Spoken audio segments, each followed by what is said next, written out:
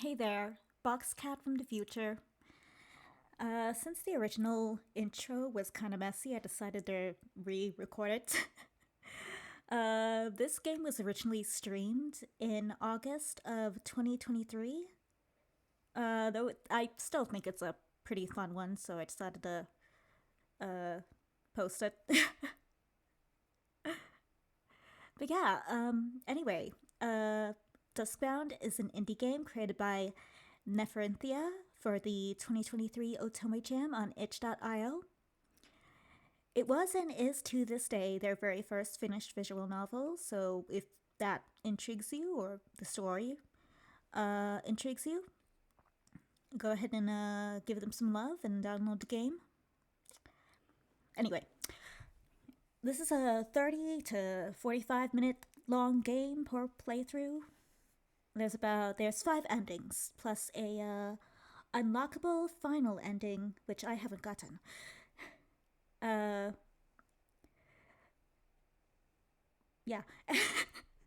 Anyway, I stalled there for a second. I'm like, what? It's like 3 a.m. Anyway, this story we are about to read is about a girl who lives in a city shrouded in endless nights, who finds a man that stands out from the crowd and falls in love with him. Plot twist, he's a vampire. Bravo. She makes great choices. But you know, in a mundane world like hers, why not? Why the frig not?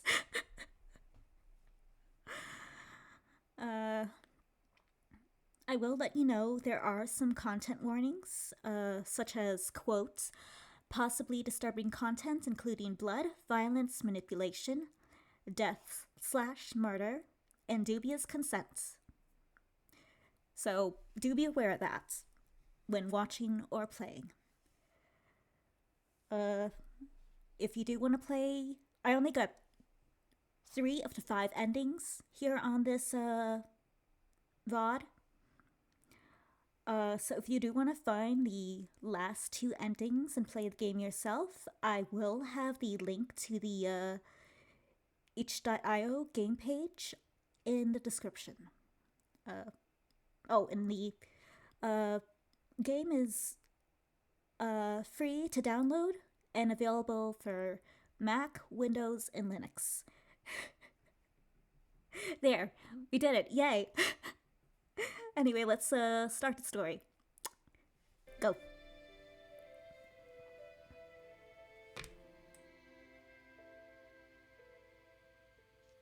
I'm gonna hope you guys can hear the music.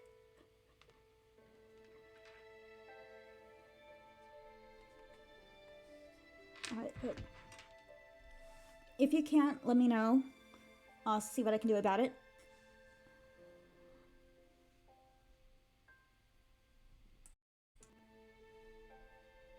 Alright, but a Duskbound, here we go.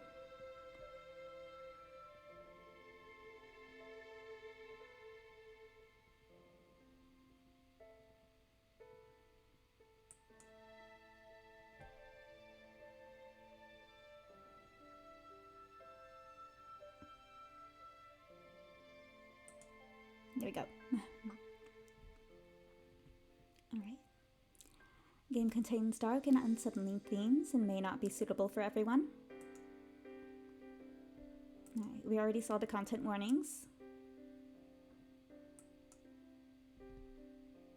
Alright, here we go. There is no light in this city. A dull red moon is all that illuminates our eternal night. Even the lanterns are obscured by countless moths. People trace the same paths every day, seemingly possessed by no spirit at all, simply droning on. Some days it feels like I'm the only one who is alive, and everyone else is merely a ghost. It wasn't always like that. Long ago, the city shone as a beacon to all those who believed in the one Lord. Did you own a ring? Until the Red Plague fell upon us, and our grand cathedral was abandoned by those who proclaimed they would save us. Oh damn, that sucks.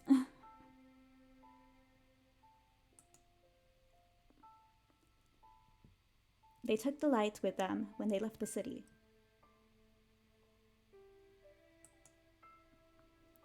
But they can't take everything from us. I, for one, have done my best to find hope in small things.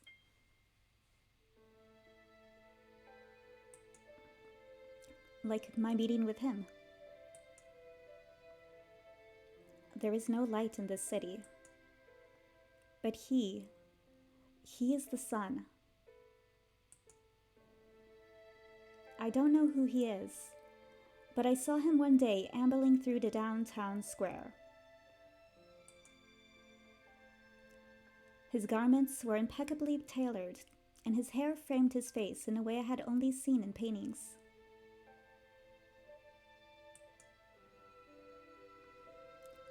And those fine threads.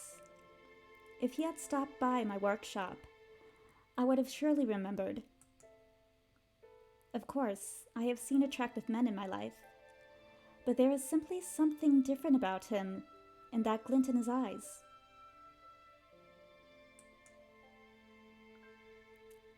As I examined him, his eyes met mine, and a radiant smile came over his features. And teeth I somehow didn't notice.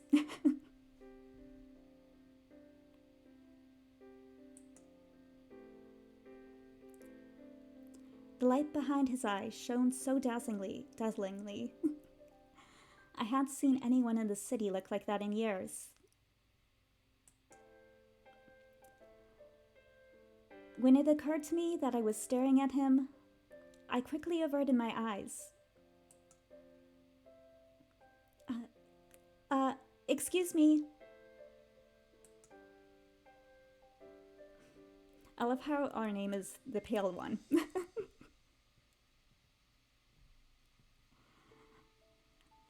I rushed past him, embarrassed by the blush slowly rising to my cheeks. Cute. In the days that followed, I passed by the town square as often as I could afford to, hoping to catch a glimmer of him again.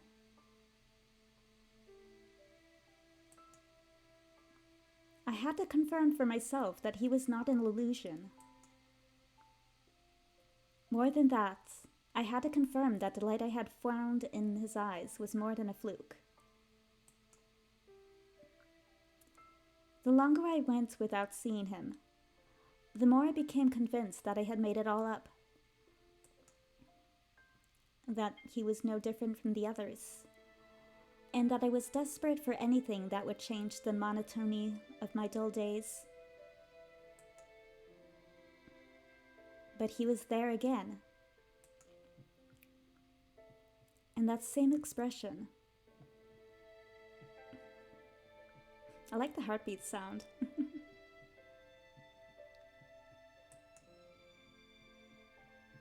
Was unmistakably real.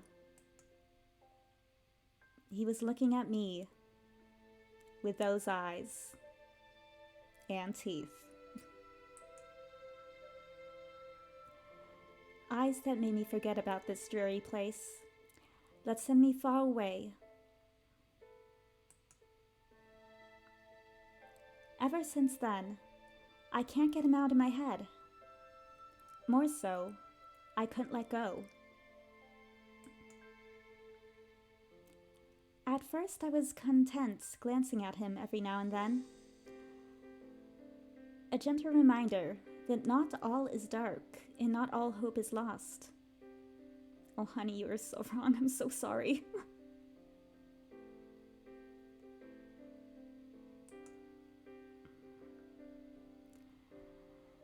But the more I gave in to thinking about him, the less I could accept the daily routine that I'd been shoving down my own throat and pretending I was content with. What I'm saying is, I grew greedy, and that is fine. I had been looking for an escape this entire time, and not knowing how to find one. I could leave, but where to? Nothing but death awaits those who venture outside the city walls. I wonder why.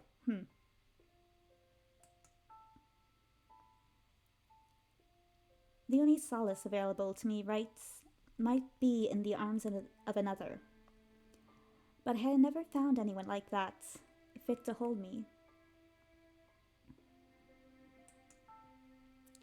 Still, things are different now.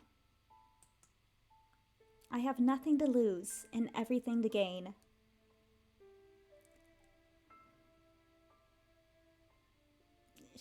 She doesn't know he's a Yandere vampire. I am so sorry, honey.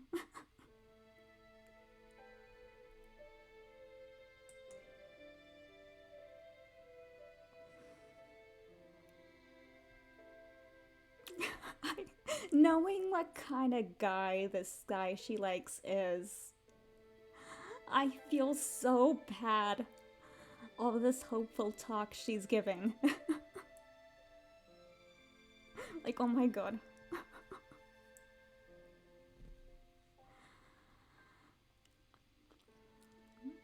That's why today, I'll change my fate.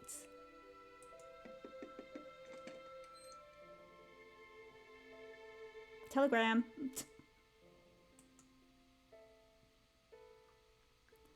I swallow hard, trying to calm my quaking heart and nervous breathing. He's mesmerizing. Hello. Good day. Can I help you? I don't believe we've met.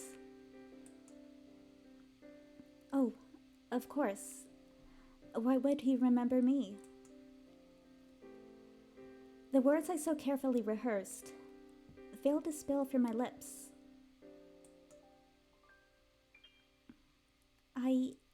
Well, I have seen you around in the town square. Oh no, this isn't going anywhere. Oh, I recall now. I'm sorry I didn't recognize you earlier. I don't receive guests too often.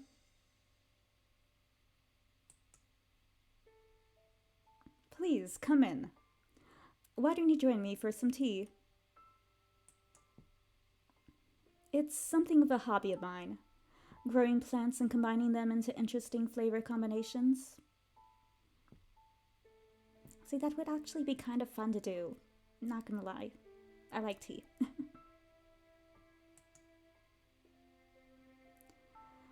Unfortunately, I am rather strapped for taste testers, so I'm unsure if they're any good.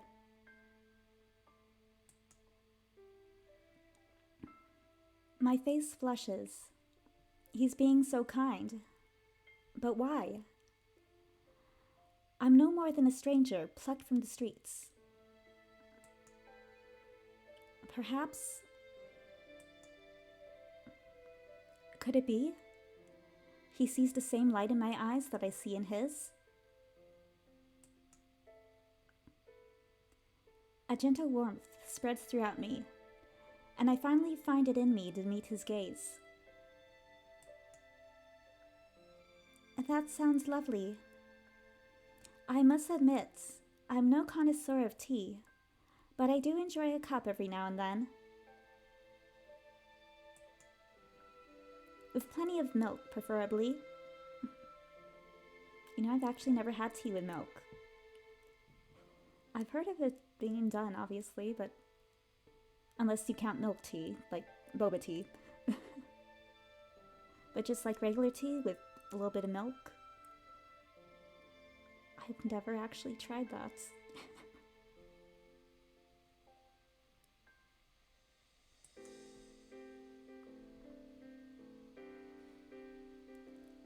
Oh, maybe this is a faux pas to a true tea enthusiast? No such thing. Some teas are better with milk and some without. There is plenty of time to get you acquainted. But please, it's quite chilly outside. Do come in, I insist. I nod in agreement, and cannot help my smile from growing wider. It seems that whoever is daring truly does come out victorious. As I enter through the doorframe, I glance up at him and can't help but notice those teeth look awfully sharp. There we go. Now she notices. Is it still safe to go inside? If you found out a cute guy was a vampire, would you still go inside his house? I'm not... Realistically, I wouldn't. But if he was cute enough, I don't know. I would hope not. I would hope I'd be smart enough to not go in.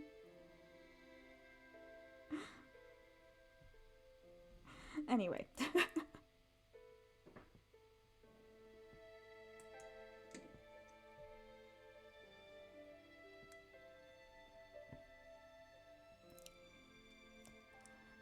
The mansion's interior is reminiscent of an antique shop.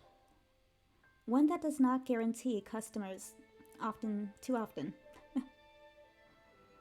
Or one that does not get customers too often. There's an eeriness to the way it looks, almost abandoned. Half hidden behind cobwebs and dust. But the familiar smell of old books wafting over me is enough to put me at ease. As I follow him through the hallway, I look around and wonder. And I would too, honestly. This looks like a beautiful house. It has some lattice.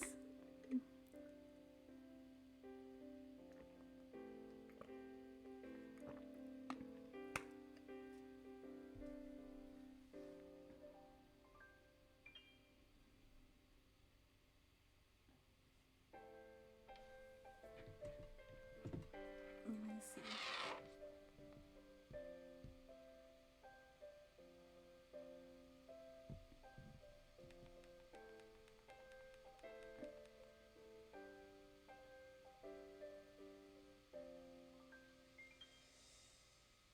Okay, good. You need to make sure you could hear at least in some sense.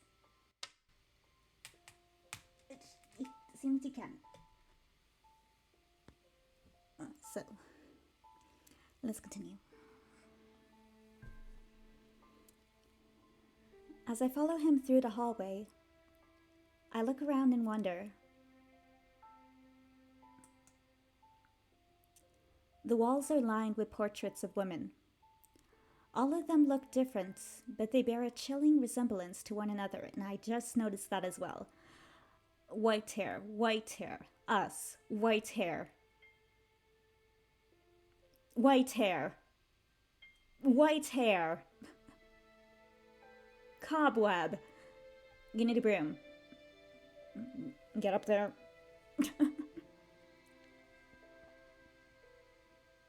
Actually, like, really high ceilings. They're really hard to clean. Like if there's a cobweb or something there. They're like almost impossible to clean. We had to get this like extendable kind of like duster stick thing. Actually, did we even get one? I forget if we got one or if Dad made one. It was for that purpose. And then he made one that was just like that, but used to help screw in light bulbs. Which is actually really, really brilliant. Anyway, I'm getting off topic.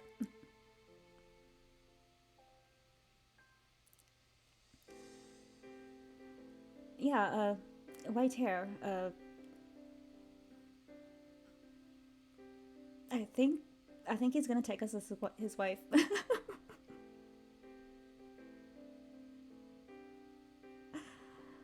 Other than that, I do not know, but that is my guess so far from this, these little hints we have. I'm pretty sure those are family members.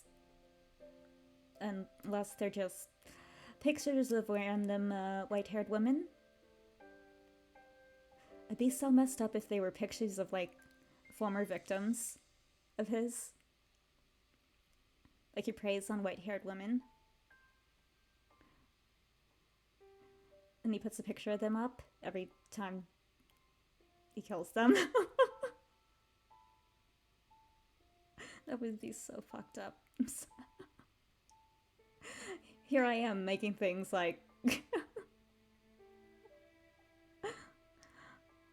more dark than they probably need to be.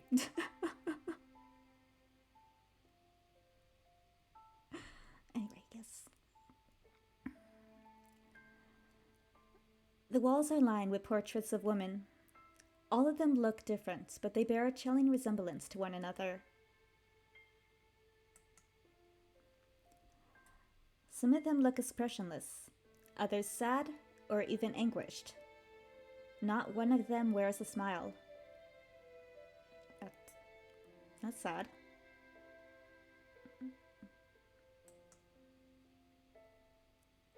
But most unsettling of all, they remind me so very much of me.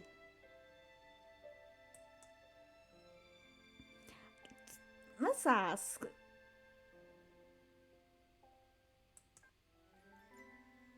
Ooh, music change.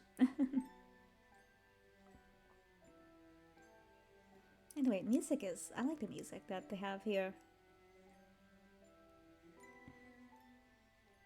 Good choice.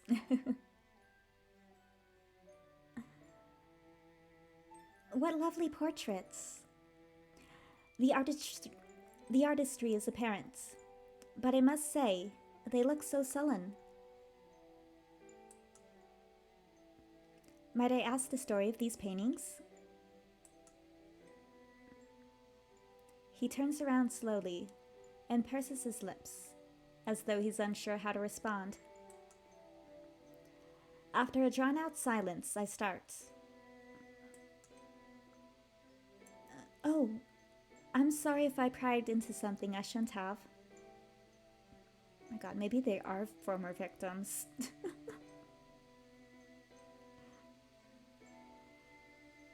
His eyes soften. No. Don't worry. It's another hobby of mine. Though I fear I'm not very good at it.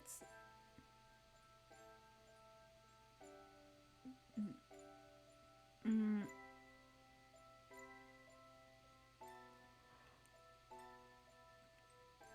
I right? Just watch me be right.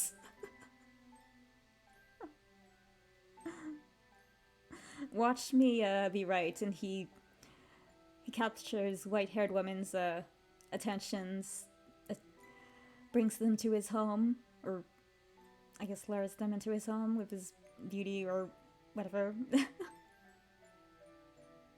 Makes them fall in love with him, then kills them after, when he gets bored.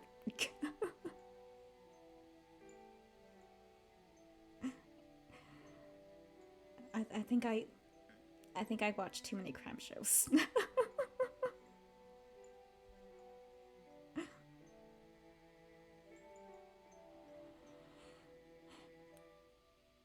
But that's... And I guess he means painting, probably. Not the woman as the hobby, but the painting part as the hobby.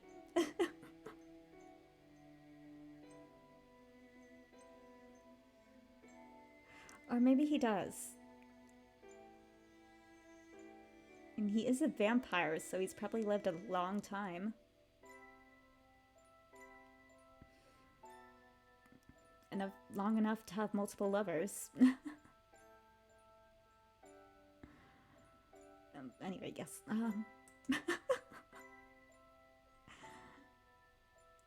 After all this time, painting the same subject, I have at least managed to modicum of skill in portraiture. Oh, they're all the same. Okay. Phew. That eliminates my serial killer theory. So they're all portraits of the same woman. Then what love he must have had for her.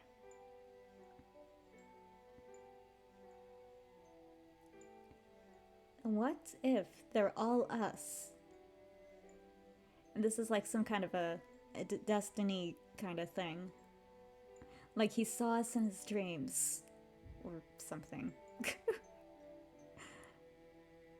And painted us. I feel like there was a game or show or something where something like that happened. Oh, it was that one K-drama. It wasn't romantic, but it was more like... It was called Sketch. Like this person would write down...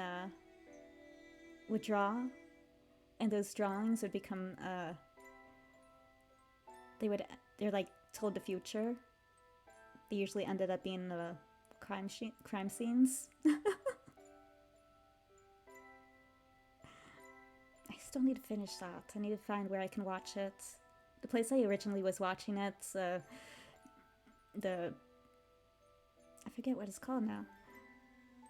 It no longer exists. Yes, I do need to finish watching that one. Anyway, sorry.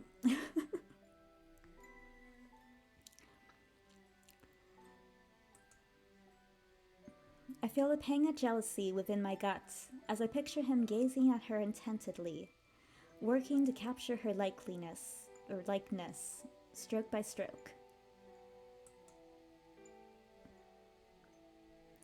Do you like them? He stares longingly at the paintings for a moment, then directs his attention back to me.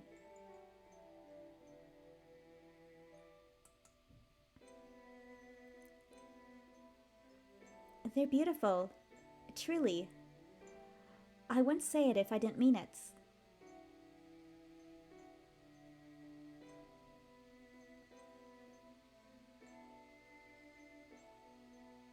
And they do look very much like her.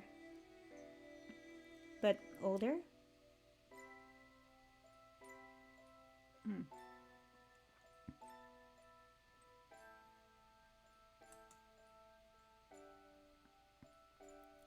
However, if you wouldn't mind me asking, who is she?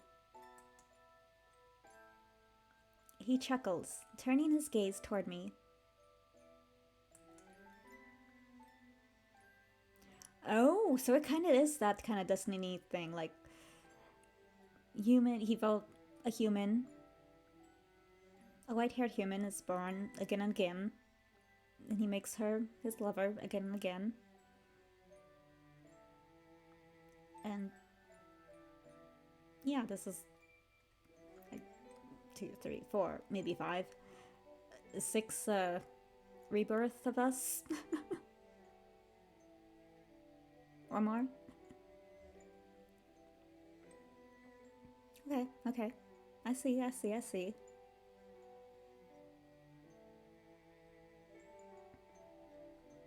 You're just the same as always. What? Can't you see?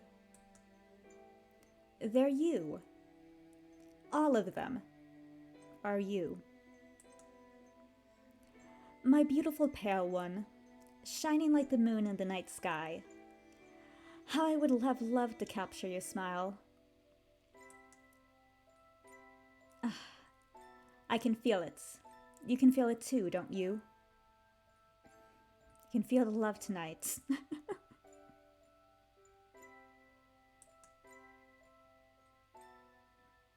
Yes. This time, it's different.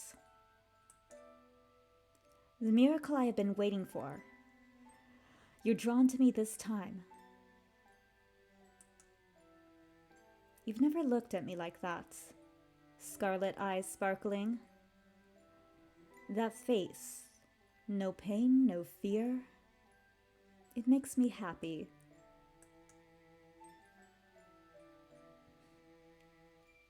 I guess play along.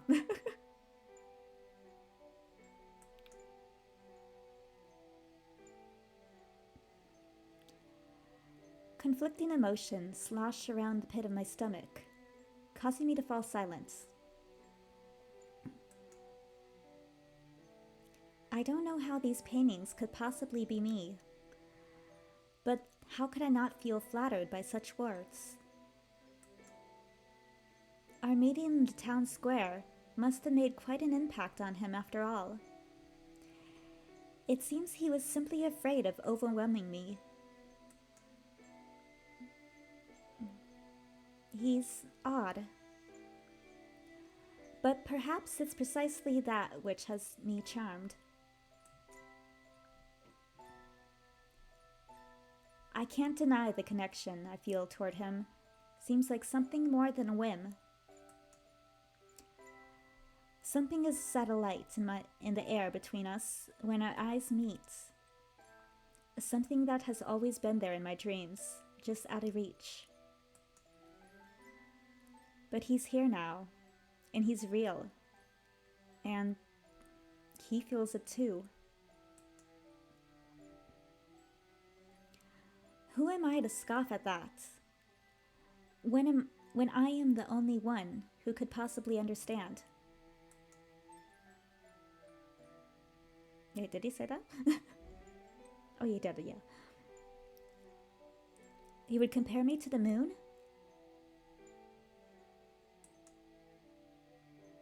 And the moon is apparently red. You have red eyes, white hair. You can see where he sees that.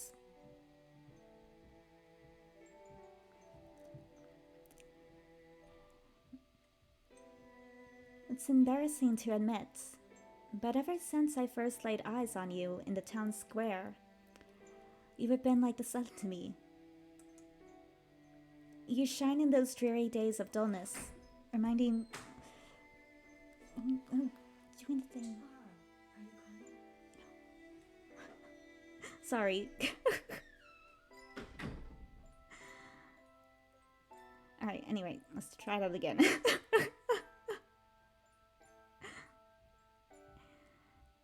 You shine in those dreary days of dullness, reminding me of what good remains in the world. I bashfully squint my eyes shut, and will myself to turn invisible. I can't believe I just said that out loud.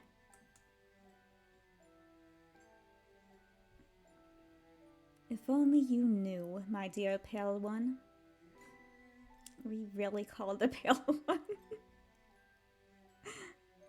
I can't be called like Stephanie or Sally or Elizabeth. Our parents named us the pale one when we came out of the room. On our birth certificate, it says the pale one.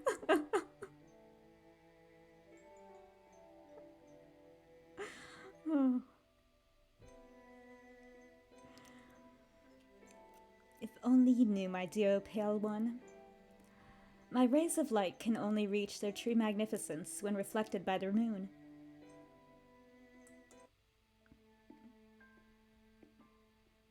So this is a you thing, not an us thing. He was all like, my brilliance can only shine when I have you by my side. It's like, is that supposed to be romantic? Because it kind of sounds like you're... Kind of sounds like...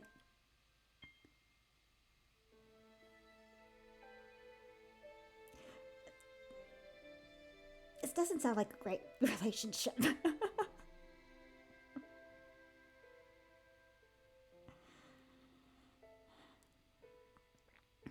I'd have expected a mansion of this size to have servants sweeping the floors or conversing in hushed whispers as they pass through the hallways. However, I don't see a single soul as he guides me to the drawing room. Our only accompaniment, I can't say that word, accompaniment, the echoed sound of our footsteps.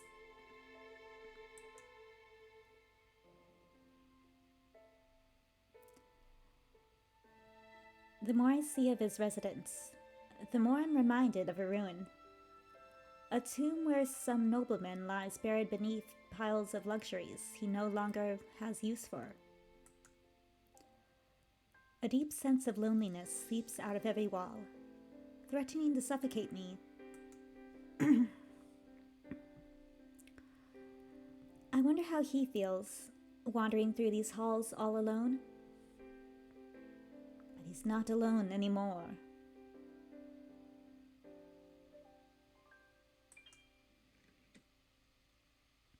Nice drawing room, though.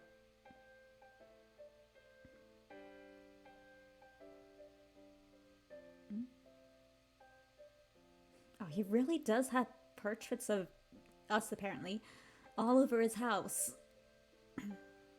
Not just in the main hallway, like a normal person. You know, putting pictures in hallways. Nope. Same, different picture, same person, did all the rooms in the house.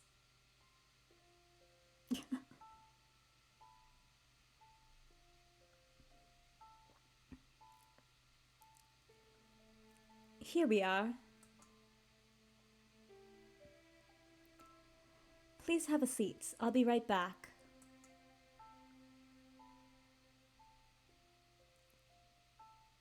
He gestures at a worn down but clearly well-made sofa before disappearing behind the door. I sit down and look around the room to pass the time. It's beautiful but looks somehow disheveled. The candles stand crooked in this candlestick, and a thin layer of dust covers most surfaces in the room, further exemplifying its apparent disuse. We really need to... Look, if I'm gonna live here, we're gonna need some cleaning supplies. I'm not living in a dusty place.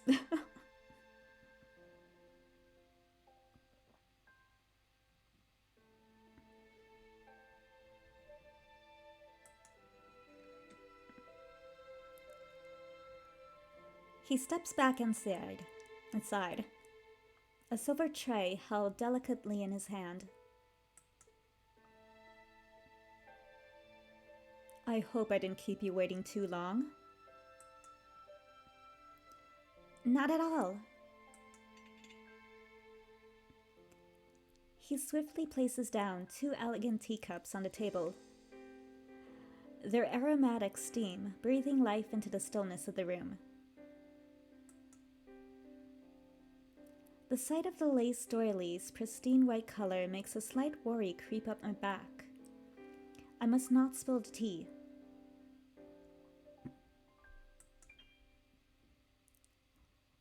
Proceeds to spill tea.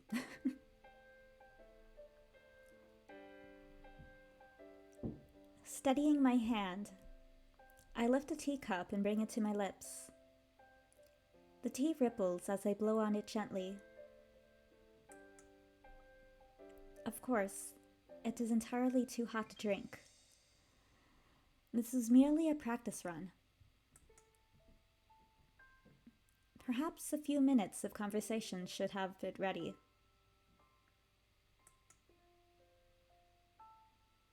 I take it you do not make much use of the drawing room? He lowers his cup and nods. Oh, I suppose it was obvious. The majority of my time is spent in my atelier, or in my study when I wish to read.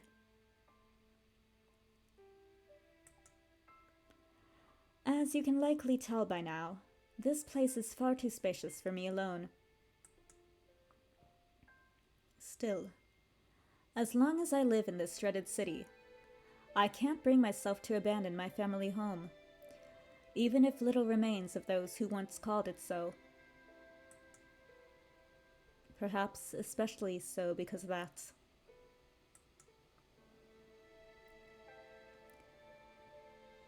I fall silent for a moment, unsure of how to respond. Should I distract him from the dreary topic of delving into our shared interest in reading? It doesn't feel right skirting around his tragedy merely because it is unpleasant.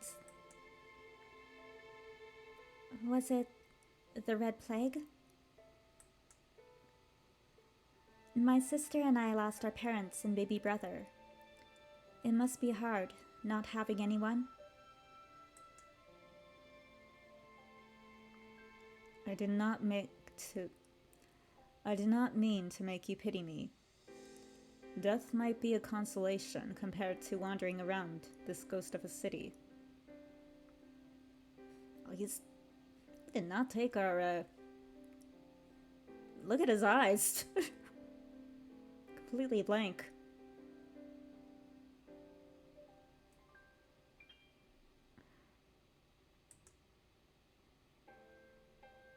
I do hope your family is at peace. And they're back. Apologies. I did not mean to dampen the mood. Now, enough of all that. Tell me, to what do I owe the pleasure of your visit? Honestly, we really didn't have... We kind of just came here. I guess we wanted to tell you we liked you, but... We kind of just came here out of the blue, honestly. Actually, that is kind of weird. Like, wait, how did we know where he lived?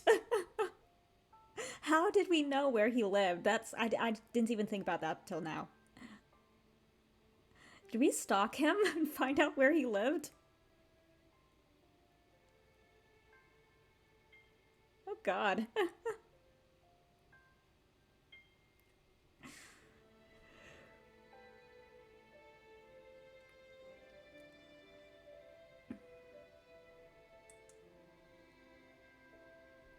Oh no, I can't avoid it any longer. I came here for a reason, but would it be absurd to lay it on the table like this so soon? Then again, with the things he said before, it feels as though he already knows my heart. True, true. Is there any point in hiding it anymore? Probably not. Yeah, just get to it. No point skirting around the issue, although probably would be good to ask about him, but you know what? Let's ask about him first. Or no, let's just get it done. Just get it done. Well, we apparently don't have good judgment. We fell in love with a vampire. Perhaps against my better judgment, I muster up the courage to get words out of my mouth.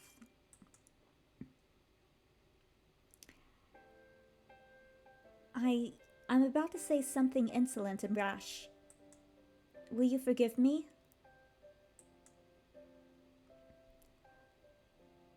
You can say anything to me and I'll accept it. My forgiveness is always irrevocably yours. Something about the kind look in his eyes and the candor in his words gives me pause. I do not deserve this warmth.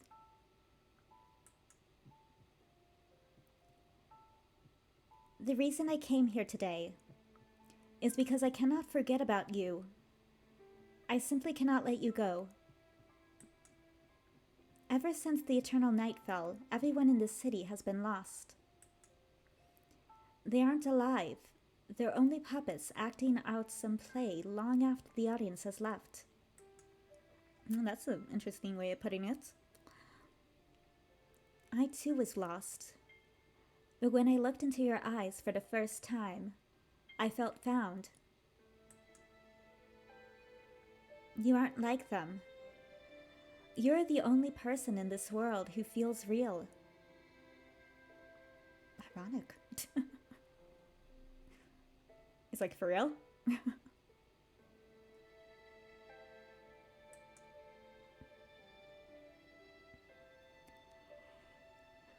I know this sounds like insanity, and you're free to send me away. I've seen the way you look at me. If it is as I suspect, and this feeling is something you recognize, then please, let me stay by your side.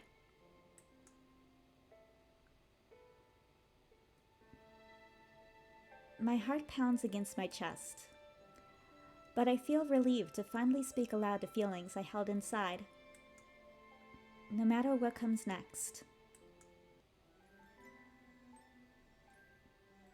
I cannot believe it. Joy, elation, words fell short of describing the feeling you stirred inside me. I was right this time. Finally, you have come to your senses, and I have come to see that you finally belong to me. He holds out his hand to mine. It doesn't matter that I do not understand why. None of this matters. Only he and I exist, and that is the truth. Briefly, I think back to my home,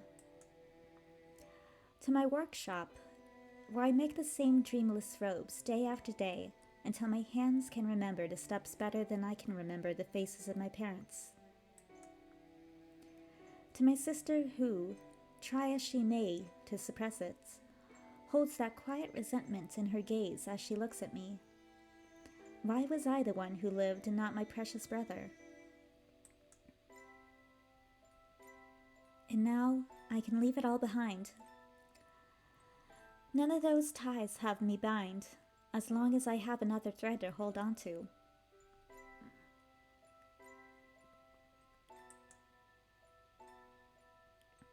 Like we have a choice? But we live. We will live. Yeah.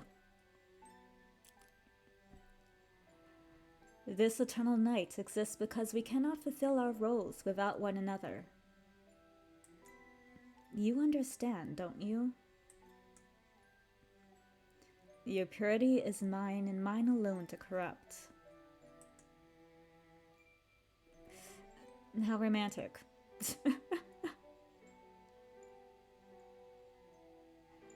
Correct me then. I won't protest. She done bad. She really done bad.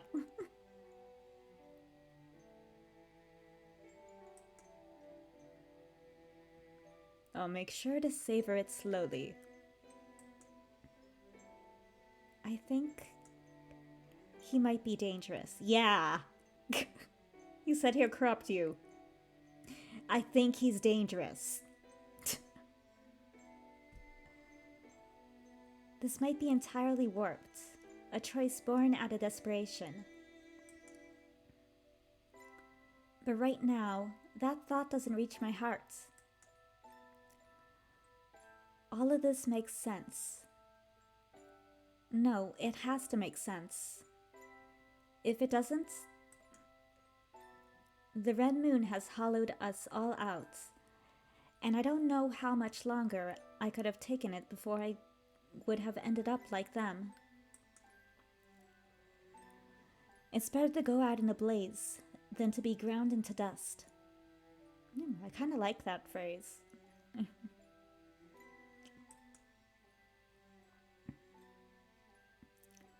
He moves over and brushes his fingers against me softly.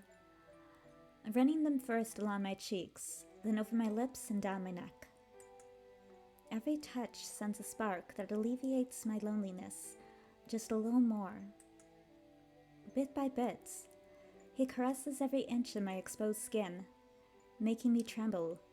I mean, this is getting a bit spicy.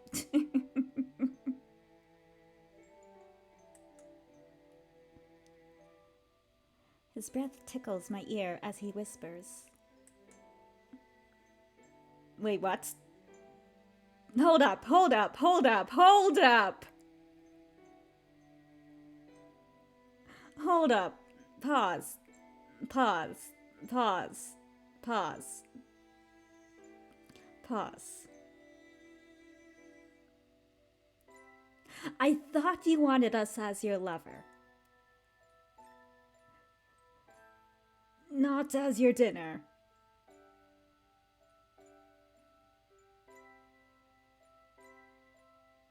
I was right with the serial killing thing. Oh god.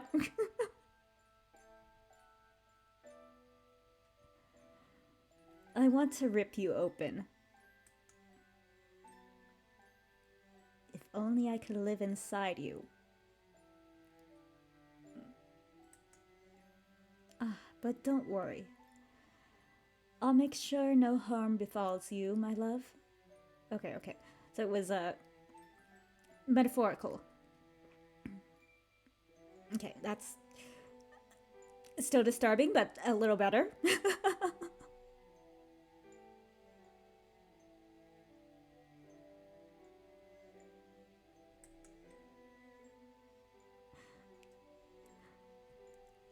I press my lips against his shakingly. But my hesitation finds no reply in him as he pulls me in. His mouth moves against mine insatiably, seeming to carry the weight of a lifetime of yearning. It's nothing I have ever felt before. I melt into his rhythm with a sigh, wrapping my arms around him as I lose faith in my ability to support my own body. Then he parts from me and takes my face in his hands. A smile spreads across his face as he presses his forehead against mine. Oh, that's kind of cute. I've seen you in many forms, but this is a new one. Lolita, is it? Even the scent of blood in your veins has become sweeter. Oh god, the crazed look. Everyone has forgotten the hundreds upon thousands of times this night has repeated. Even you. I am the only one who remembers all of you. What? Huh? Who? What? Who? Huh? Did we just add a time thing into all this?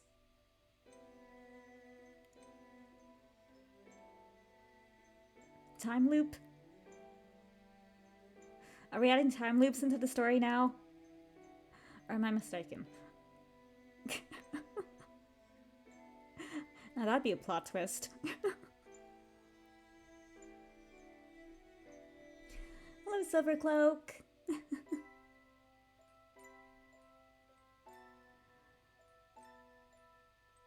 Oh.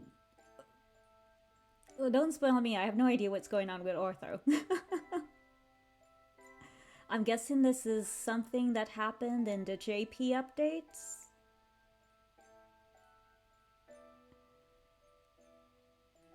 Or...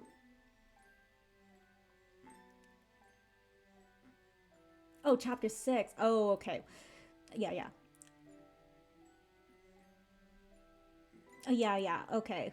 Oh, I'm sorry. Or that is a pretty big spoiler. Even I wasn't expecting that when I played chapter 6. Oh, I'm sorry. That's no fun.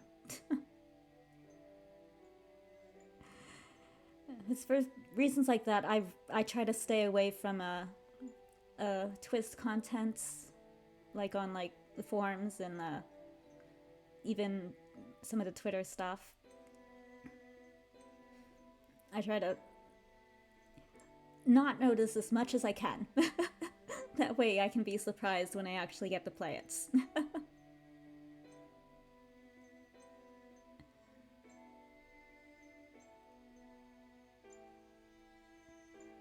Oh yeah. It kind of changes that little vignette quite a bit.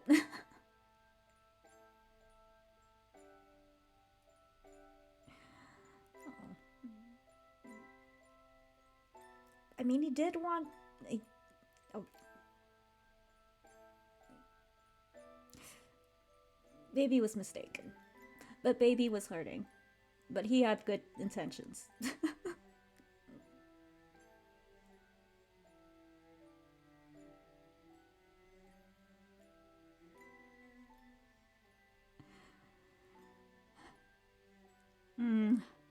I'm sorry you got spoiled. That sucks. That sucks so bad.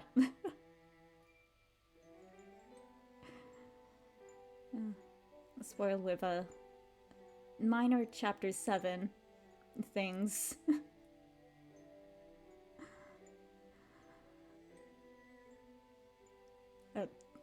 Not a lot, thankfully, so...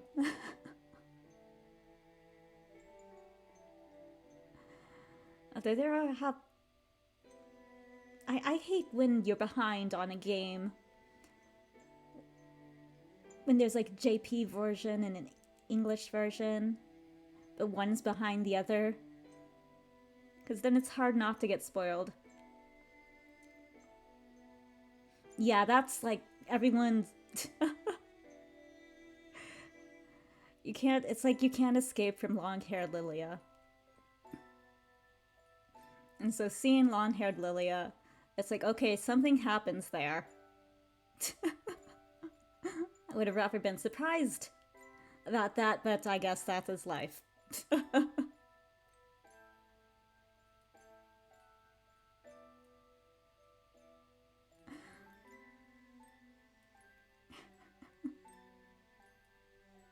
Yeah. I hope Chapter 7 comes out soon, though.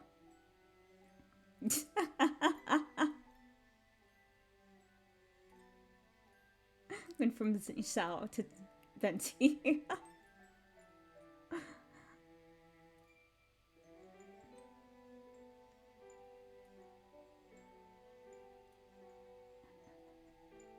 What do you mean Venti to Xiao?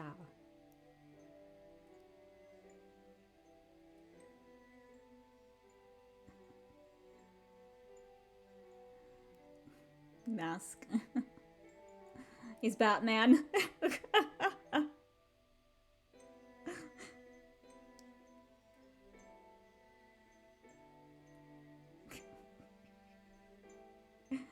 Anyway.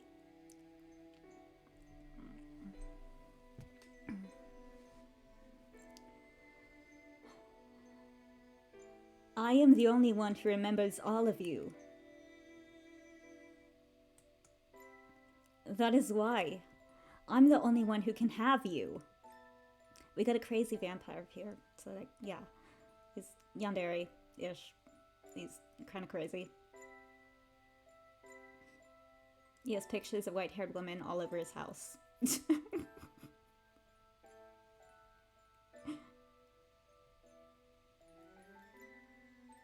Him in the sheets, him in the streets kind of look. That's funny.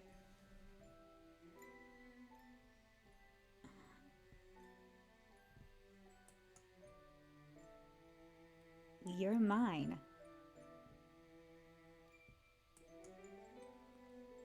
I'm yours. Okay. He runs his tongue along my neck. I feel his fangs graze against my skin and hold back a gasp.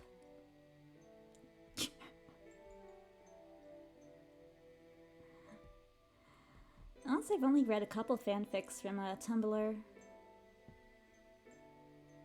Yeah, they do have quite a lot of little one-shot fanfics on there. And just like kind of like little other little things.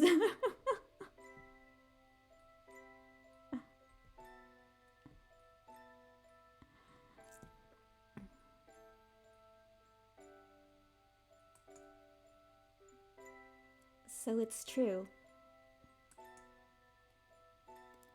It's not that I've ever heard of them before, those cursed to walk between life and death. I suppose I had thought them more of a tale to scare misbehaving children. Maybe I should have known when I saw his grin. You think so? He's a vampire. You saw the teeth? You didn't come to think, oh, he looks like a vampire. He has the fangs. You did not come to that conclusion.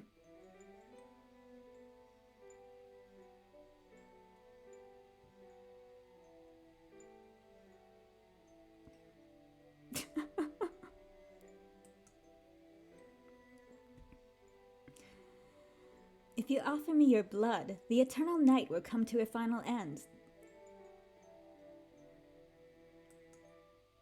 Our curse will be dissolved, you'll be free. And you'll also probably be dead. Go on then, do it.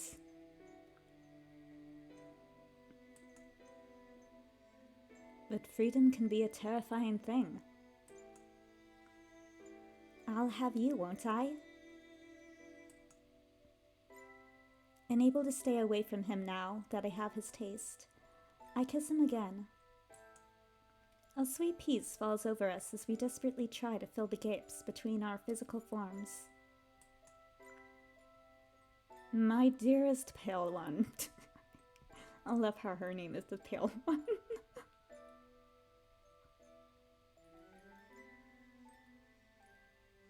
No, I actually didn't do anything.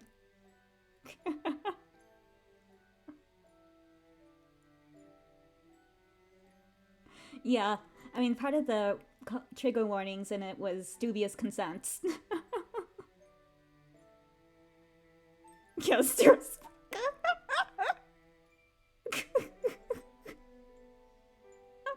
Oh my gosh, my cheek was...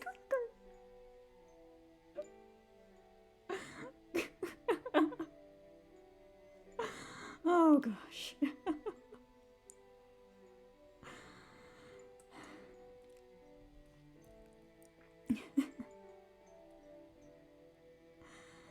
His fangs brush against my neck once more, but they ask to sink deeper this time. Taking a deep breath, I give a small nod. He breaks my skin and I shut my eyes tightly. It burns white hot, but the pain isn't unpleasant. Take on Rob, a character looking ass.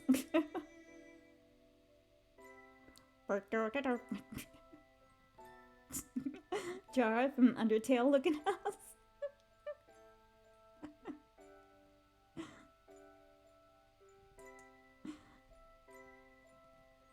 Absolutely delicious. I feel him softly chuckle against me. Tastes better without resistance, after all. He desperately drains me to the point where I start to feel lightheaded and loosen my grip. I tug at his back, and he pauses to look down at me. My weakened body collapses into his as the world stirs. Great, we're anemic now. Through closed eyes, I can feel it. An unfamiliar sensation. Warm, thin strokes of light filter through the windows. So this endless night, it was as easy as giving this guy some blood. Really? Why did he not come to us then?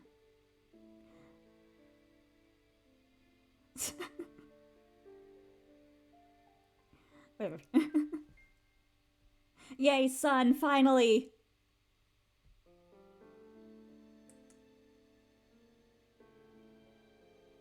The light, it burns! Ah! And there he is, dying in front of us. The end. He turned into dust. I open my eyes in shock and cling on to him. Well, thank you for following. Hello.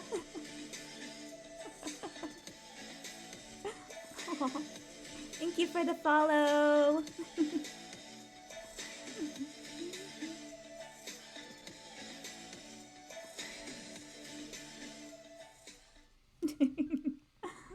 Thanks for the follow. I hope you enjoy your time here.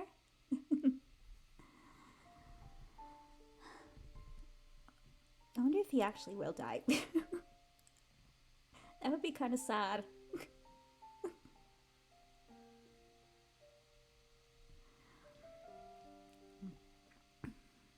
I open my eyes in shock and cling on to him, lacking the strength to lift my arms.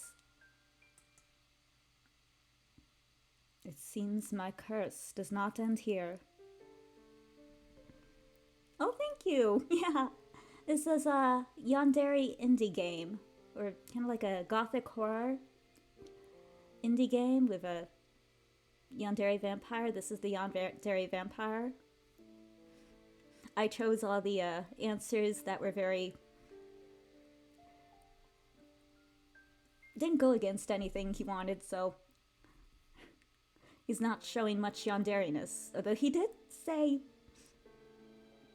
he wished he could slice us open and crawl into us, which was kind of creepy.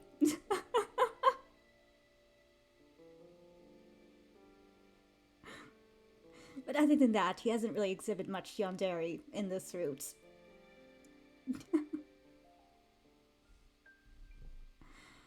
It does make me wonder what he would do in other routes with that kind of wording.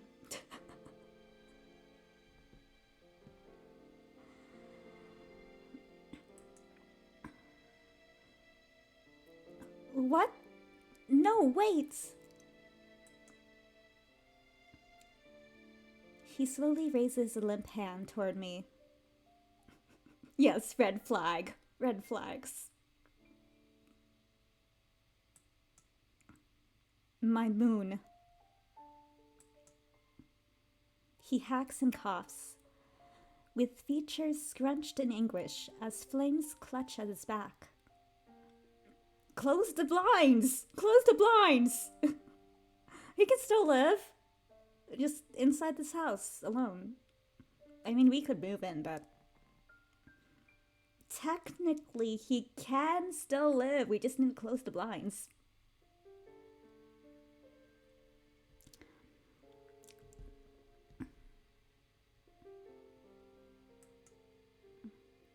The first light of dawn is no sweet relief to a creature of the night.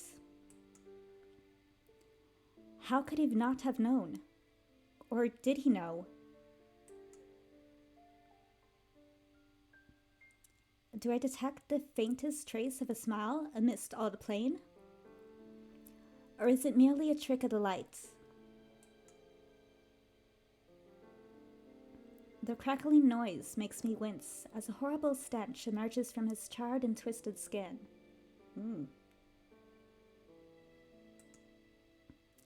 Smoke climbs through my nose and mouth, suffocating me slowly. He's toasty. He's getting all toasty.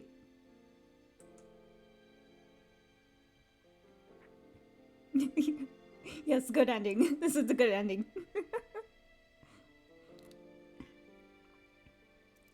I can no longer tell if my tears are from the pain or from the tragedy of this outcome. Can my body quell these flames, or will they simply spread and consume me?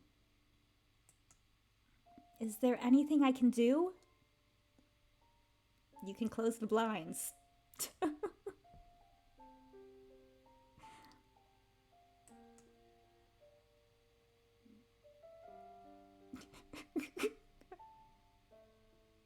Yum.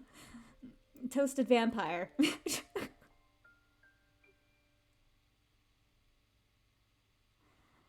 Don't go.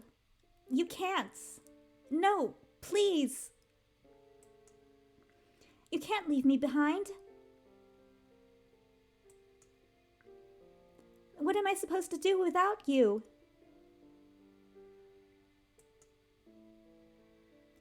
But he has no mouth to...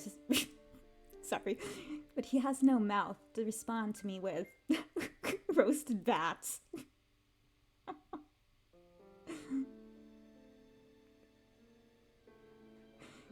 It's kind of a gruesome image.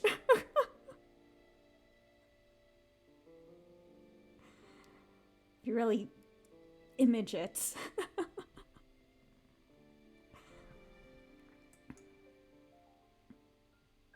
Oh, because he's Pile Bash, that's why. Okay.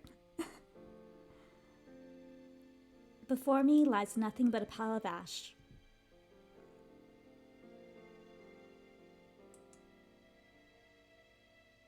N3.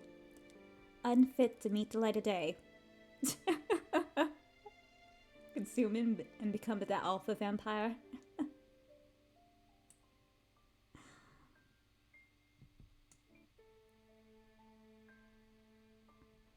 So I believe there's 5 endings. If you want, we can go from the beginning, do another one, see what we get.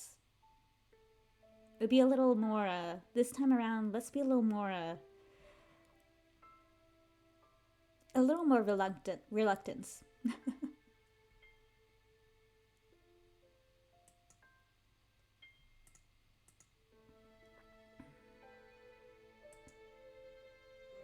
Okay. Take 2, let's go.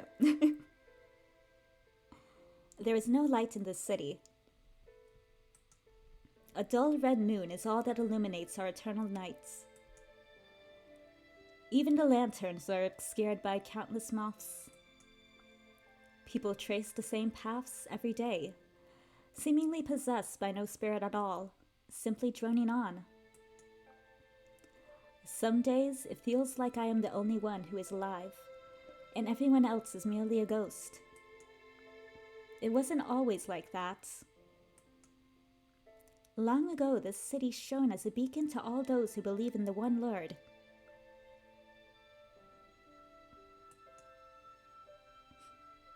I have a joke in there, but I can't think of it. Until the Red Plague fell upon us. No, until the Fire Nation attacked us. And our great cathedral was abandoned by those who proclaimed they would save us. If anything goes wrong, blame the Fire Nation. It's their fault.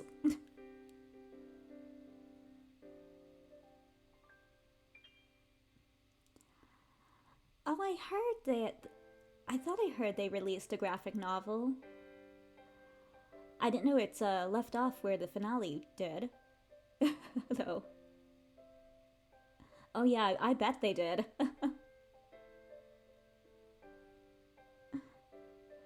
I used to watch Danny Phantom when I was younger. Never reached the end though, because you know, kind of grew out of it before it ended.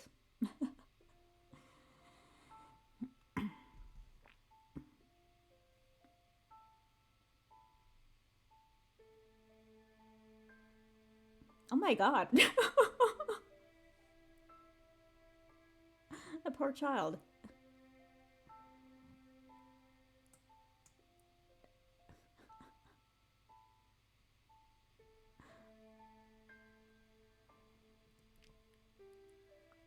They took the light with them when they left.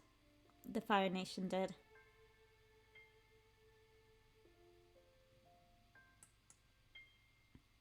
But they can't take everything from us.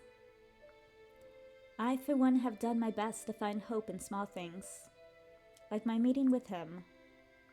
There is no light in this city. But he is the sun. Oh, what's the author's name?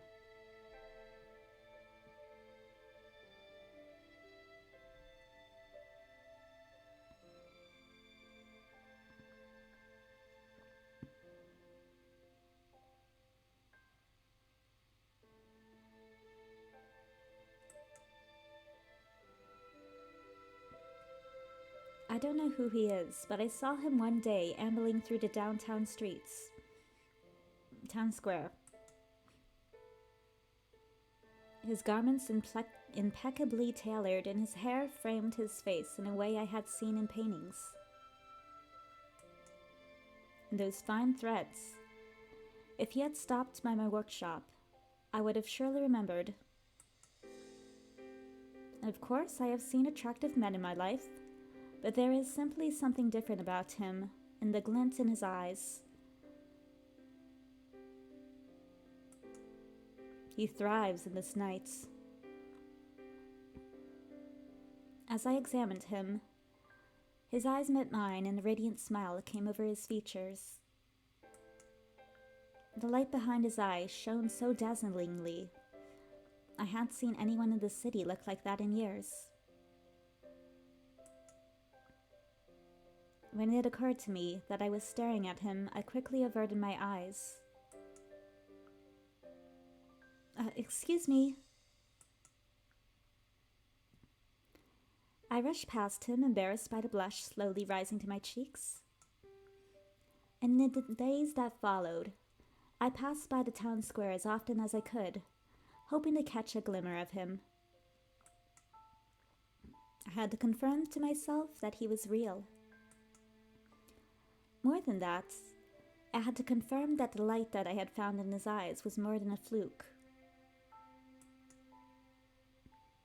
The longer I went without seeing him, the more I became convinced I had made it all up.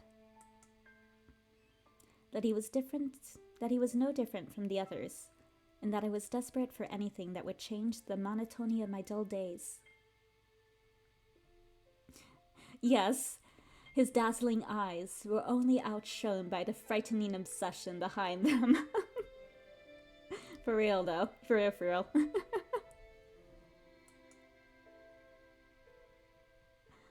But he was there again.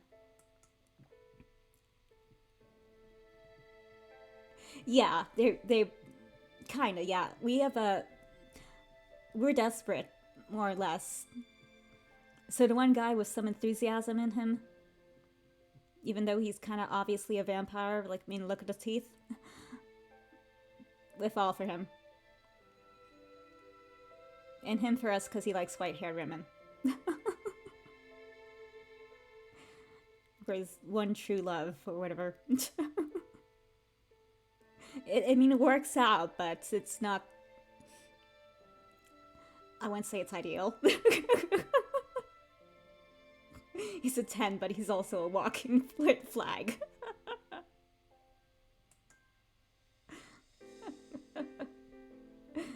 Yes.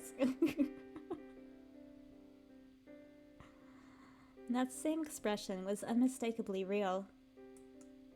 He was looking at me with those eyes. Eyes that make me forget about this dreary place, that send me far away.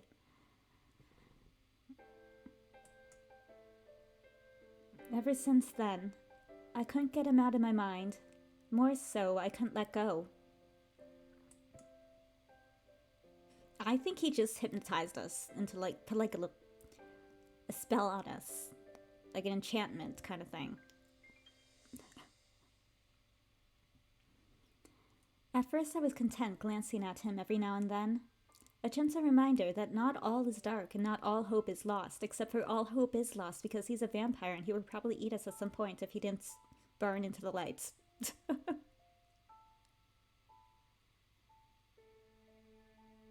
You're looking for love, but hasn't once gone looking for a date.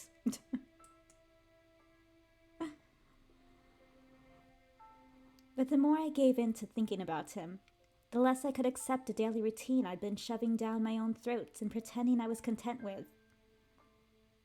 I mean, isn't that all of us? We have our daily routine we kind of hate, more or less, but we have to be content with it. I think that's just reality, honey.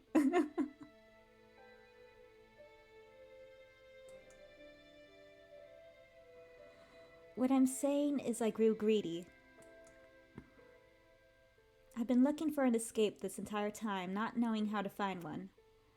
I could leave, but to where? Nothing but death awaits those who venture outside the city walls.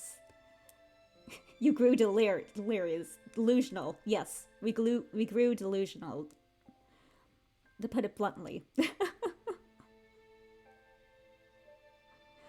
Also, I am curious, what lies outside the city walls that is so dangerous? Are there monsters out there? If there are, I want to know more about that lore.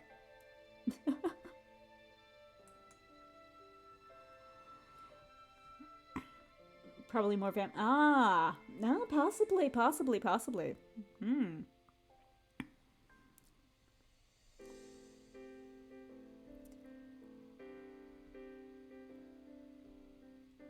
The only solace available to me might be the arms of another. Like we said, we're desperate. Desperation. But I had never found anyone fit to hold me. I have high standards. Yes, high standards.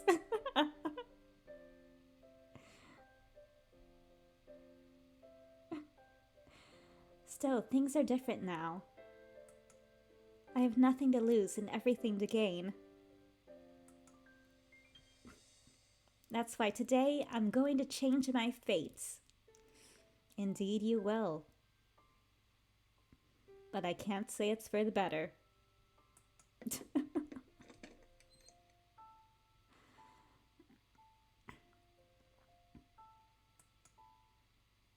I swallow hard, trying to calm my quaking heart and nervous breathing. He's mesmerizing.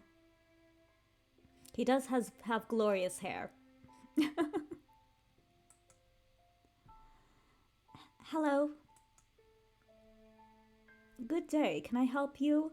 I don't believe we've met. Oh, of course. Why would he remember me?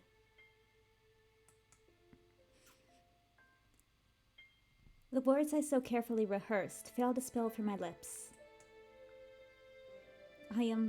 Well, I've seen you around.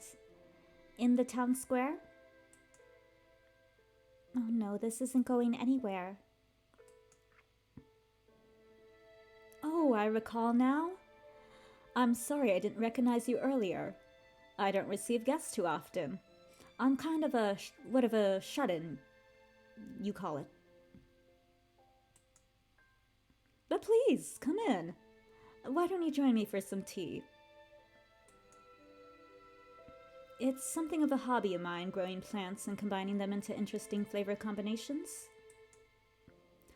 Unfortunately, I am rather strapped for taste testers, so I'm unsure if they're any good. My face flushes. He's being so kind. But why?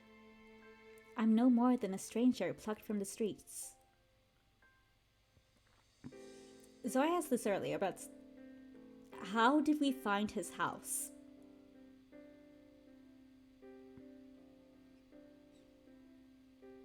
The only way we could have found his house is if we literally stalked him. Right?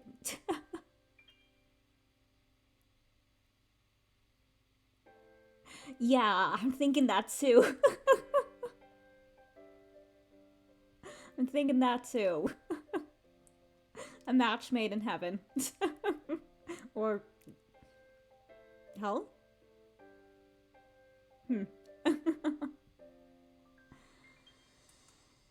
Perhaps, could it be he sees the same light in my eyes that I see in his? We got some of the delusionalness showing here. A gentle warmth spreads throughout me, and I finally find it in me to meet his gaze. That sounds lovely. I must admit I'm no connoisseur of tea, but I do enjoy a cup every now and then.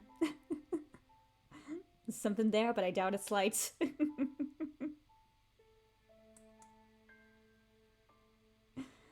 With plenty of milk, preferably. Oh, maybe that's a faux pas to a true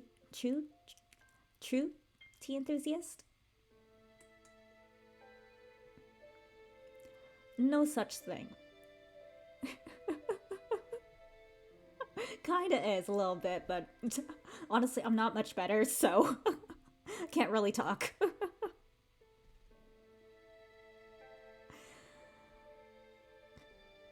No such thing. Some teas are better with milk and some without. There is plenty of time to get you acquainted, because you will be living in my castle for the rest of your life. But please, it's quite chilly outside. Do come in, I insist. I nod in agreement, and cannot help but smile, growing wider. It seems that whoever is daring truly does come out victorious. You could never pull someone who wasn't mentally ill. Savage.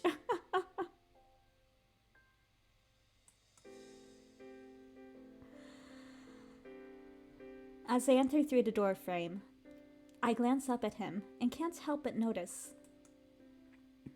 Those teeth look awfully sharp. But for some reason, I refuse to turn away.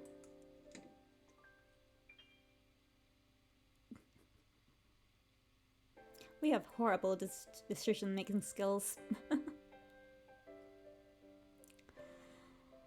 The mansion's interior is reminiscent of an antique shop, one that does not get customers all too often.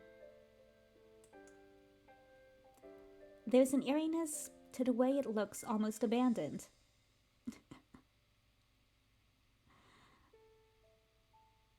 Oh, really?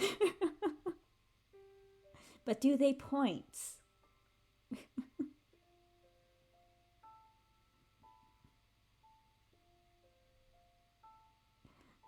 Oh, really? That's unique.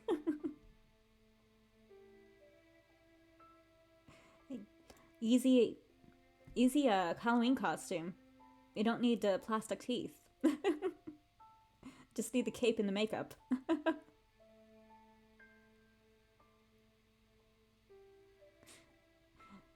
Saving money.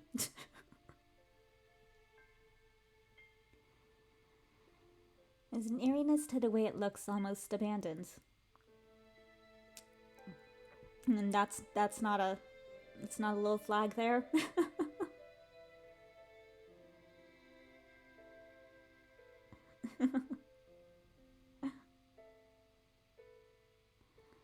Half hidden behind cobwebs and dust, but the familiar smell of old books wafting over me is enough to put me at ease.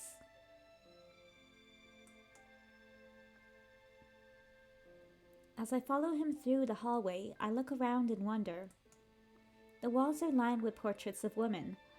All of them look different, but they bear a chilling resemblance to one another. Ooh, what? Oh, cool! Steampunk Plague Doctor. That seems awesome. No idea what I'm gonna go as, or if I'm gonna wear anything. I don't really go anywhere on Halloween.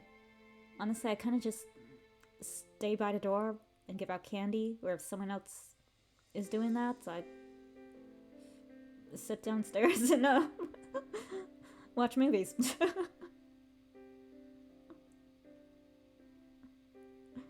I do miss dressing up on Halloween, though.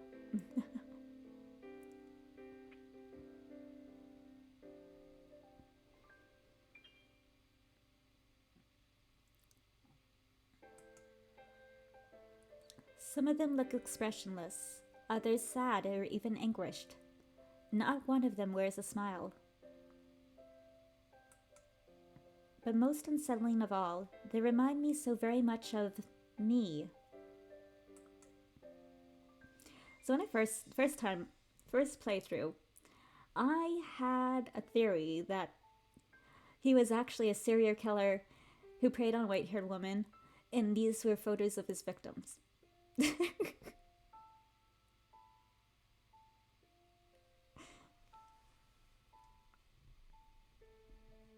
No, we're gonna be nosy.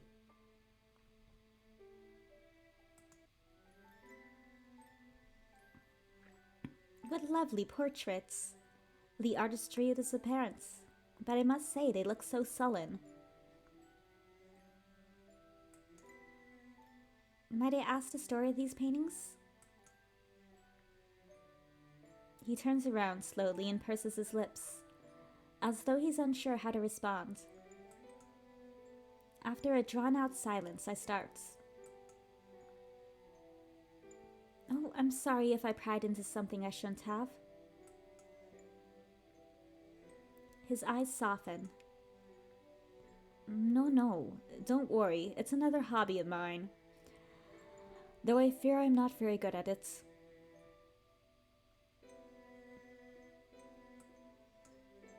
You gotta catch them all, right? After all this time painting the same subjects, I have at least managed a modicum of skill in portraiture. So they're all portraits of the same woman. And what love he must have had for her.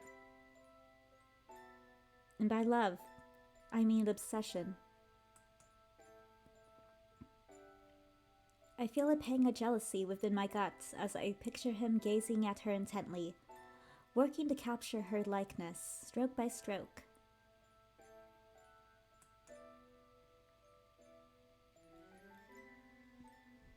Do you like them? He stares longingly at the paintings for a moment, then directs his attention back to me. They're beautiful, truly. I wouldn't say it if I didn't mean it, except for I would. However, if you won't mind me asking, who is she? He chuckles, turning his gaze toward me. You're just the same as always.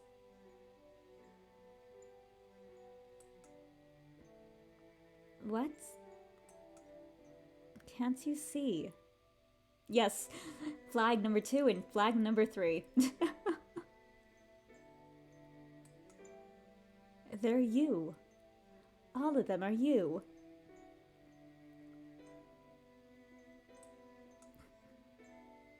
My beautiful pale one, shining like the moon in the night sky. How I would have loved to capture your smile. Ah, I can feel it. You feel it too, don't you? Yes, this time it's different. The miracle I've been waiting for. You've drawn to me this time. You've never looked at me like that, scarlet eyes sparkling. That face, no pain, no fear. I didn't have to capture you and put you in chains or a cage. It makes me so happy.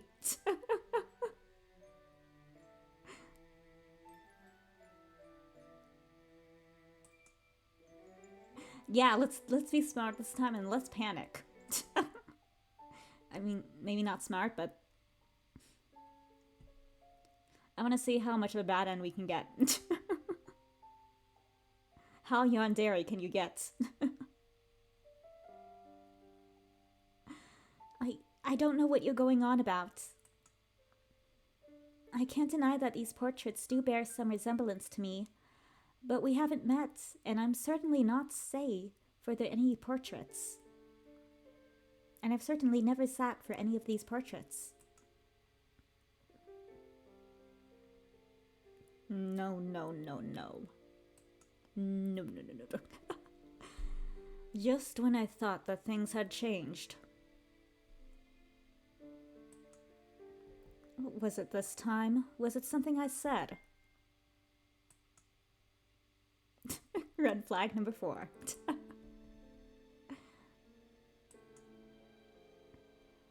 It's useless, isn't it? You... Why must you torment me like this? Yeah, we should really start running now. Like, the door is right behind us, I think. Unless that's it there behind him, in which case we're kind of screwed. But I kind of want to... Isn't looking great for us.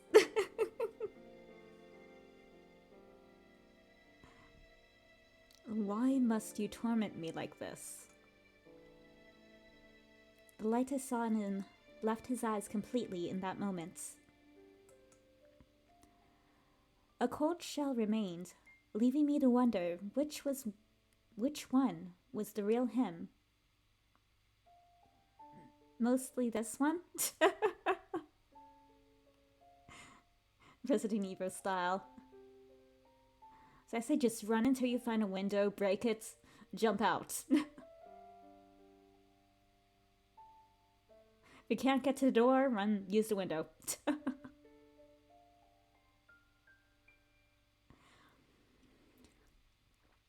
A cold shell remained, leaving me to wonder which one was the real him.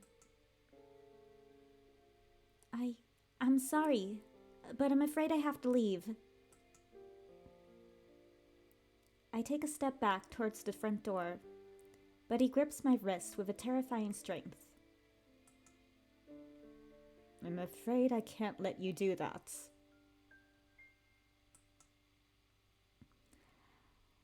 I glance at his stoic face with bewilderment. Yes, big red flag.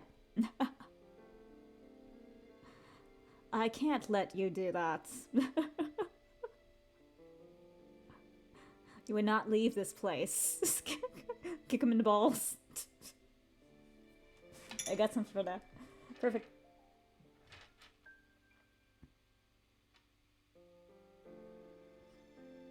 Here we go. This one.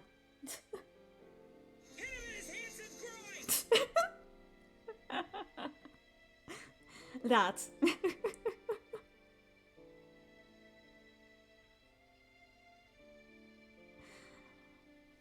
His face will not be stoic for very long. I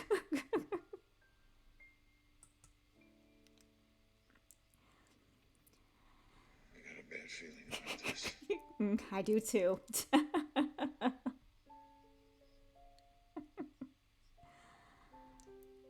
Why is his expression so dead? I can't understand any of this. I can't see that he's obviously dangerous. And his eyes, how hollow they seem now, all light extinguished. It pains me to see him so, but as he tightens his hold on my wrist, I snap back to the situation at hand. I try to pull my arm from his grip, but it simply won't move. Keep pulling! I keep pulling with what strength I have, but it won't move at all. Just what do you want from me? Look at me with those eyes again, and things can go back to normal. Please, my dearest moon, look at me!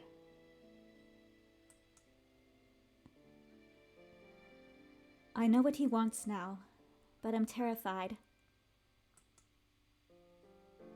It was at this moment that he knew. He fucked up. Mm-hmm. We did fuck up. We can only have ourselves to blame. We went to his house. He didn't find us. We found him. We only have ourselves to blame.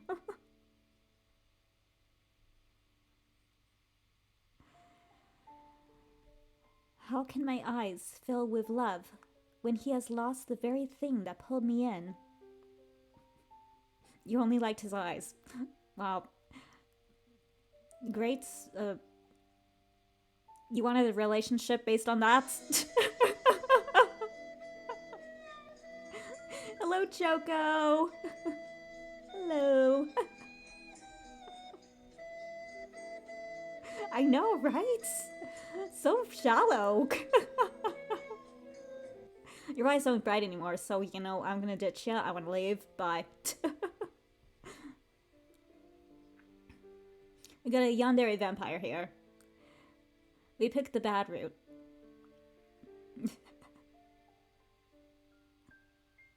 Yeah. But we're also the ones who went to him. We stalked him and found out where his house is. We knocked on the door. We entered when he invited us in. We only have ourselves to blame. Yes, entitled pretty girl meets obsessed pretty boy. Pretty much it. Yeah,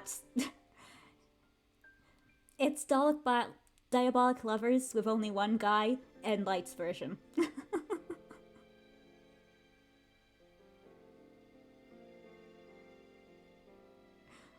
Yeah.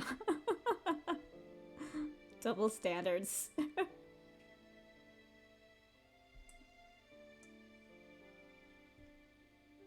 Now, we want to die this route, so keep going. Give up. Keep going. Give up. Keep going. It'll work eventually, right? Give up.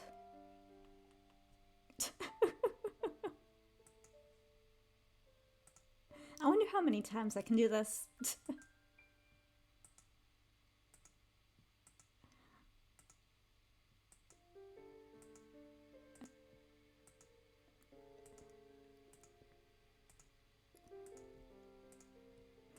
Fine, I'll smile at you, God!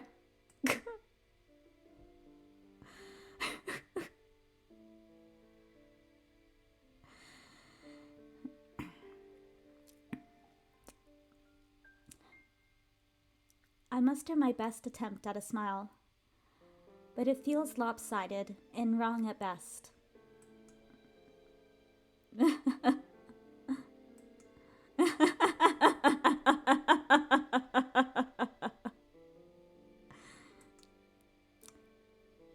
Oh, joyless. An absolutely joyless laughter resounds throughout the library, or the hallway. Pathetic. Absolutely pitiful, really. As suddenly as it appears, his smile recedes from his features to reveal an almost fragile expression. Oh, my dearest pale one, how I squandered this chance. Next time I'll do better, I promise. Alas, until then, whenever and however that may be. Without warning, he knocks me out.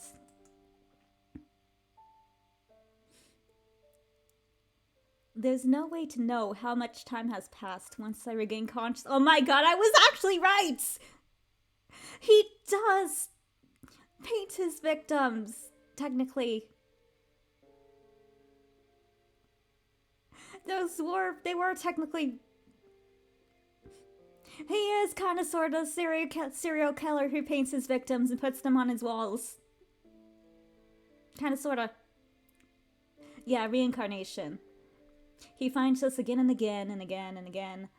But I guess every time we're just not that into him. But this time we kind of were until we weren't. But I guess in those past ones, he doesn't give a shit. He still captures them.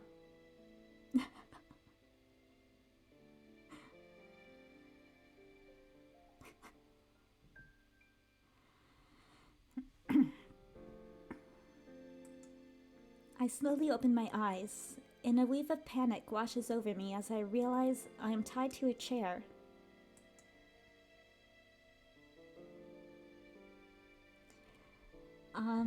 It's like, I think I have it downloaded on Steam, Fatal, wait no,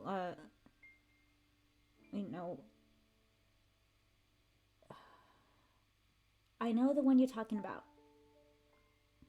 I can't think of the name. I think it's Layers of Fear, or is that a different game? It might be a different game. I'm not sure.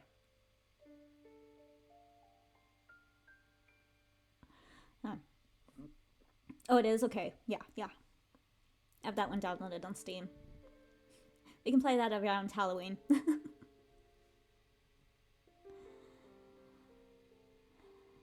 That's when I noticed him sitting across from me, his expression hidden behind his easel. I tried screaming, begging, bargaining, anything that could get him to listen. But he no longer looks at me.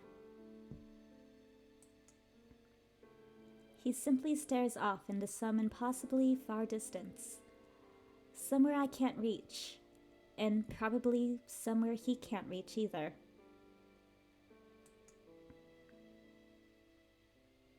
It's kind of creepy.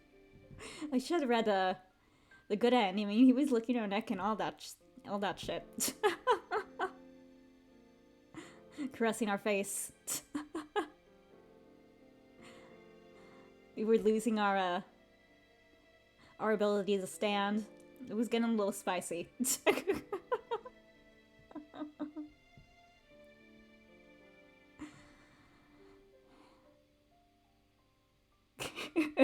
Great ninja Tom.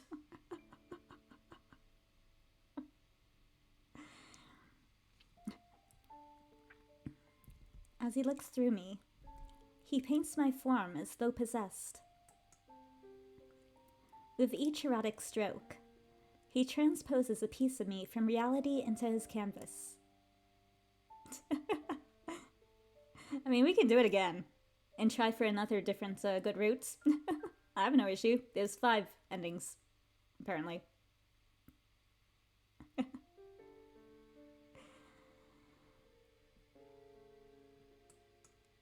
And once he's done, there'll be nothing left of me. End 1. Answered your own question. So we have end 1 and end 3.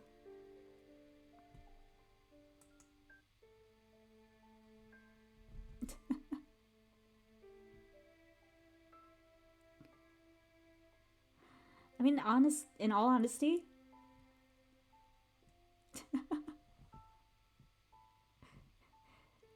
if each ending ends the way the previous, not last one, but the first one ends, then I think we're all good no matter what we choose. If we choose to go along with him.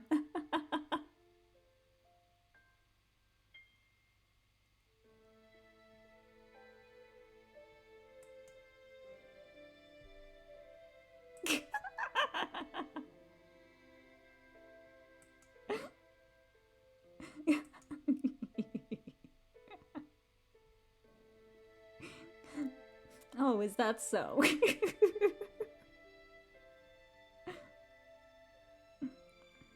There is no light in this city. Here we go again.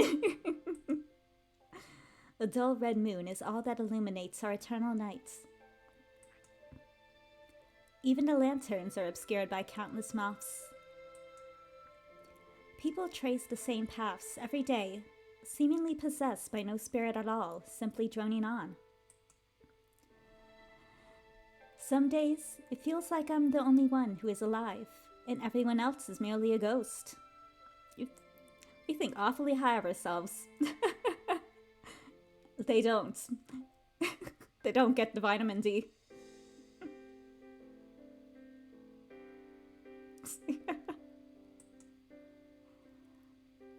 It wasn't always like that. I wasn't always like this.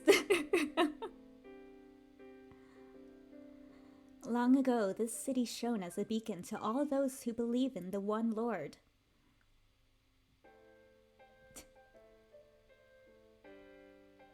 That's why everyone is so dead inside, because they're all lethargic from not having any vitamin D. They're all low on they're vitamin deficient, and that's why everyone is basically dead. I was not expecting Christianity.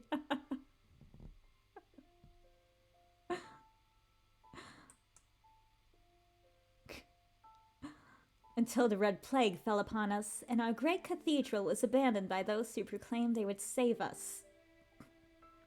Great saviors. Wonderful. Love ya.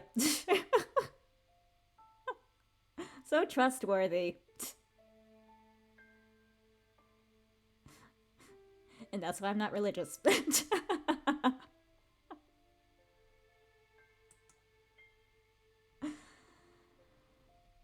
They took the light with them when they left, because that makes sense.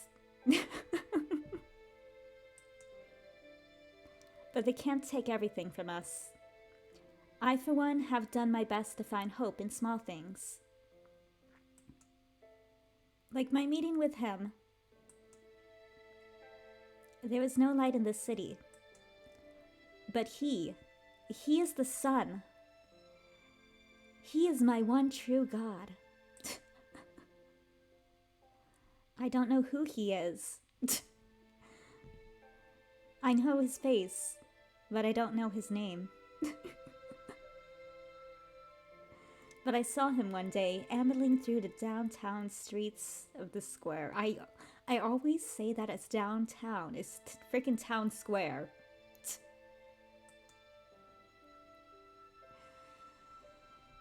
His garments were impeccably tailored, and his hair framed his face in a way I had only seen in paintings.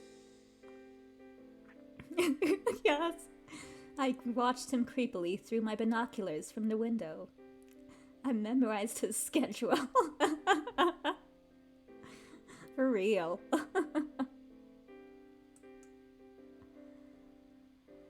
And those fine threads.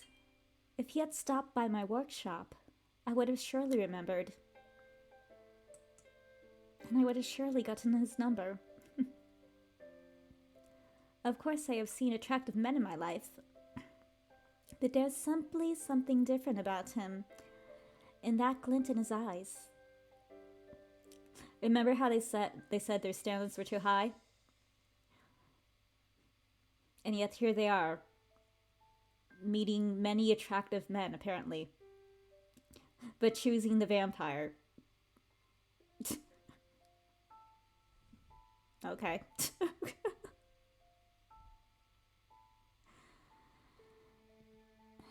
But there is simply something different about him in that glint in his eyes. The way he looks at me in hunger.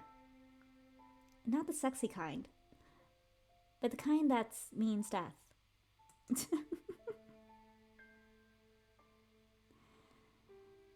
As I examined him, his eyes met mine, and a radiant smile came over his features. The light behind his eyes shone so dazzlingly. I hadn't seen anyone in this city look like that in years.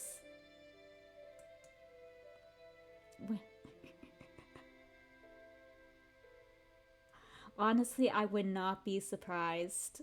I would not be surprised if she was that kind of person.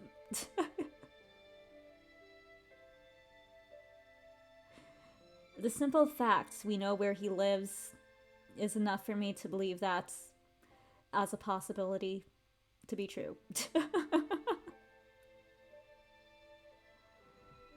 When it occurred to me I was staring at him, I quickly averted my eyes. Excuse me, I'm sorry, runs away. Eek!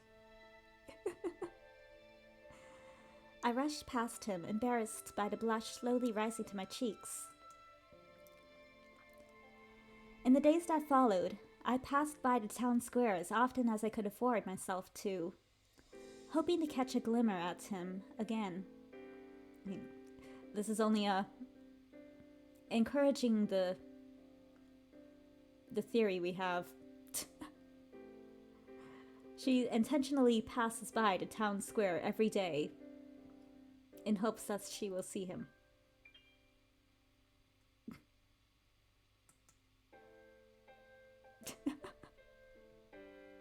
I'm sure that's totally it. You just...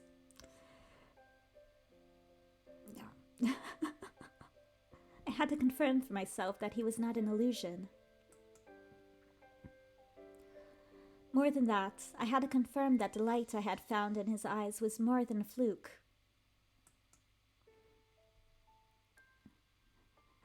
When a red flag meets a red flag. The longer I went without seeing him, the more I became convinced that I had made it all up.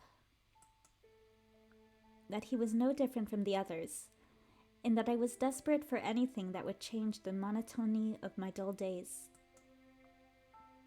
But he was there again.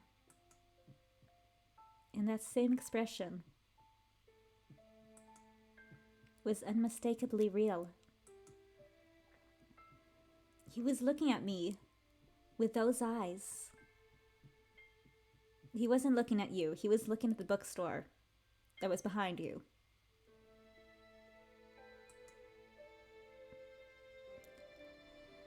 Eyes that make me forget about this dreary place, that send me far away.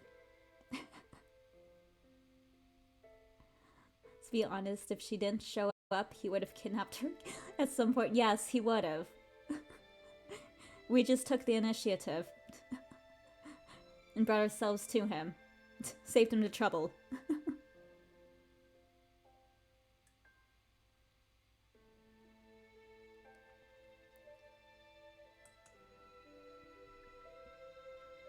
Ever since then, I can't get him out of my head. More so, I couldn't let go. At first I was content, glancing at him every now and then, a gentle reminder that not all is dark and not all hope is lost. But the more I gave in to thinking about him, the less I could accept daily routine that I had been shoving down my own throat and pretending I was content with. What I'm saying is I grew greedy and obsessed. I'd been looking for an escape this entire time, not knowing how to find one. I could leave, but to where? Nothing but death awaits those who venture outside the city walls. The only solace available to me might be the arms of another, but I had never found anyone fit to hold me. Again. Wow. High standards. Still, things are different now. I have nothing to lose and everything to gain. And everything to lose. That's why today I'm going to change my fates. I'm going to make the biggest mistake of my life.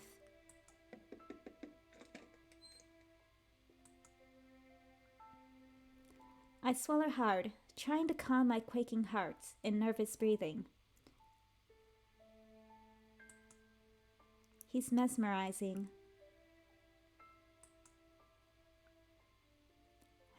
Hello? Good day. Can I help you? I don't believe we've met. Oh, of course. Why would he remember little old me? I'm just probably the most person in the whole entire city who stands out the most with my white hair. I mean, there's only so many white-haired women in this city, I'm sure. You know, that aren't old ladies.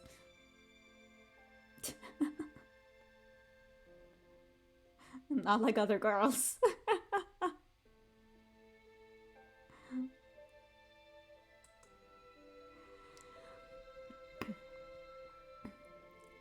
The words I so carefully rehearsed failed to spill from my lips. Well, I've seen you around in the town square, and I fell in love at first sight, and I can't get you out of my mind, and I must have you. Hello, hi.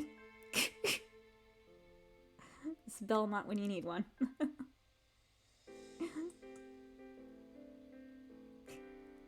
Oh no, this isn't going anywhere.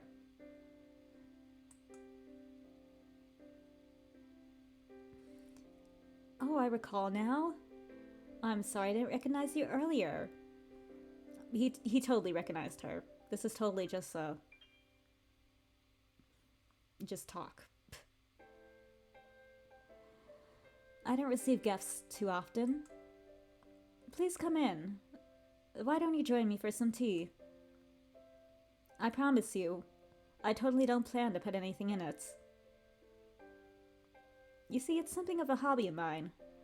Growing plants and combining them into interesting flavor combinations, and then putting poisons in them, and luring young women into my house, and locking them up in cages in my basement. Unfortunately, these days I'm rather strapped for taste testers, so I'm unsure if they're any good. Would you like to come in? Yes, so kind. He's being so kind, but why? I'm no more than a stranger plucked from the streets. Perhaps he's in love with me too. He sees the same light in my eyes that I see in his. Our feelings are mutual. Hello, hi, would you like me to paint you in my not at all murderous basement?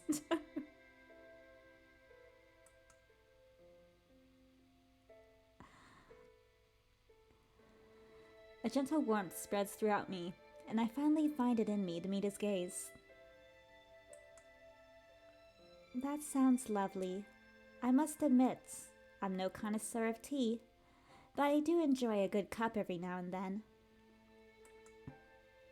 Plenty of milk, please. But maybe that's insulting to you as a tea enthusiast.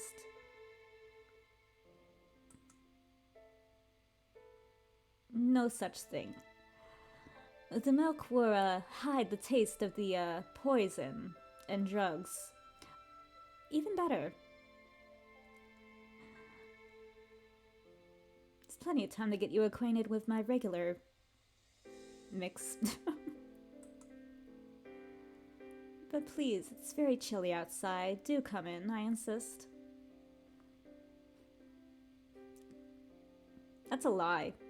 Because isn't it that vampires don't have, like, body temperature because they're dead? Technically?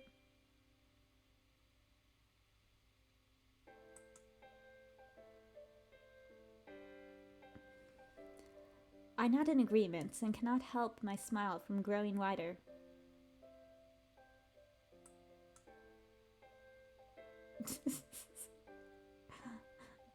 I wonder if garlic works on him. All we have to do is put a little bit of garlic salt on the pasta, mix it in. He'll never notice that there's anything, unless, I guess, by smell, but you just shove it in his mouth. Hope it works.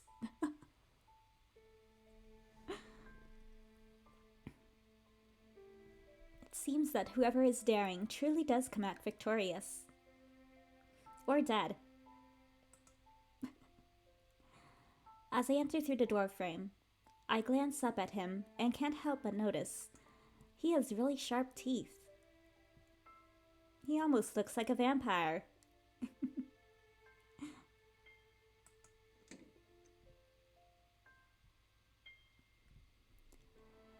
The mansion's interior is reminiscent of an antique shop, one that doesn't get very many customers, and is going out of business. There's an eeriness to the way it looks almost abandoned, and that fact alone apparently does not send me signals of danger. But it has the smell of old books wafting over me and is enough to put me at ease. As I follow him through the hallway, I look around and wonder. The walls are lined with portraits of women. All of them look different, but they bear a chilling resemblance to one another. They all have something in common. They all have white hair, pale skin, and they look dead inside, like they've been captured by some homicidal maniac and trapped in the basement. Not one of them wears a smile. They remind me very much of me, dead inside.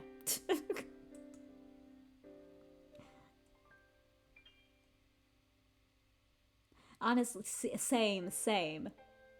Like, that's just creepy. Like, various... Like, that's like 5 portraits in one room of the same person. Or the same type of person.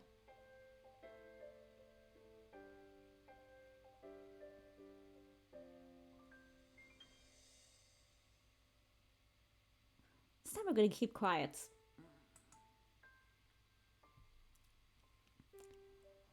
I don't want to pry into his affairs. Everyone in the city has a past, and it's rarely something enjoyable to talk about.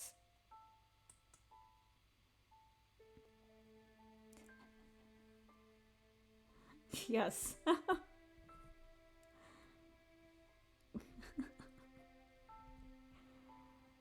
There's none whom the Red Plague hasn't affected. The eternal night fell on all of us, and as much as anyone might try to deny it, it took something from us. We make do with whatever we have left, and it's not up to me to open up those wounds again.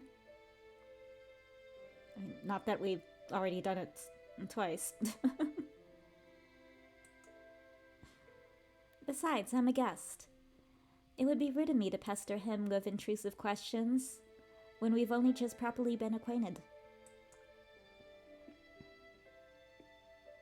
I'd have expected a mansion of this size to have servants sweeping the floors and conversing in hushed whispers as they passed through the hallways. However, I don't see a single soul in sight as he guides me to the drawing room, and for some reason that does not raise any flags at all.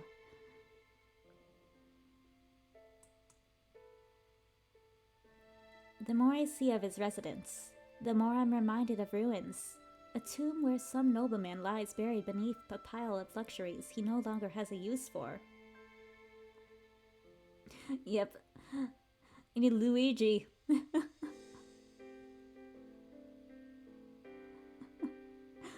or the cleaning service. Either one works. I wouldn't be surprised if there's a ghost somewhere in here. Particularly the lives of the previous women he's brought here and never let loose. Never let go home. I'm sure they're wandering this place somewhere.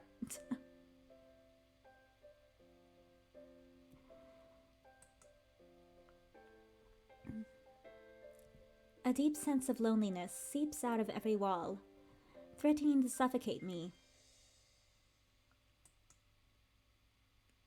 I wonder how he feels, wandering through these halls all alone. Here we are. Please, have a seat. I'll be right back. He gestures at a worn-down, but clearly well-made sofa before disappearing behind the door. I sit down and look around the room to pass the time. It's beautiful, but still looks somehow disheveled. Oh, this is new. The candles stand crooked. Oh, actually it doesn't. The candles stand crooked in the candlestick, and a thin layer of dust covers most surfaces in the room, further exemplifying its apparent disuse. We should use this opportunity now to jump and run. Yes, now is our chance to jump out the window or run to the front door. Either or. We've had signs. Not ones that are apparent to our character, but we've had signs.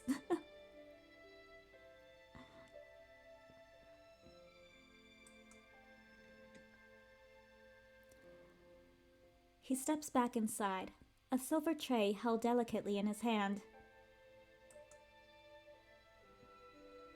I hope I didn't keep you waiting too long. Not at all.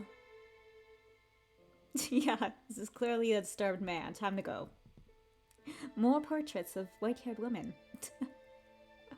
It's not worrying at all.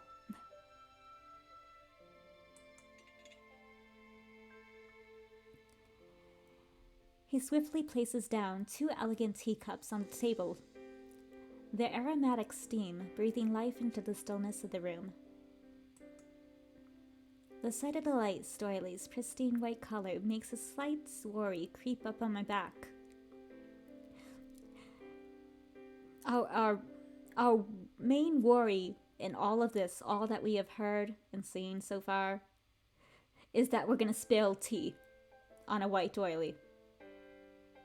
We're not worried about the teeth. We're not worried about the various portraits of white-haired women who look depressed as hell. Not worried about the lack of servants, the lack of anyone in this house. Nope. We're worried about the doily. That's what we're worried about.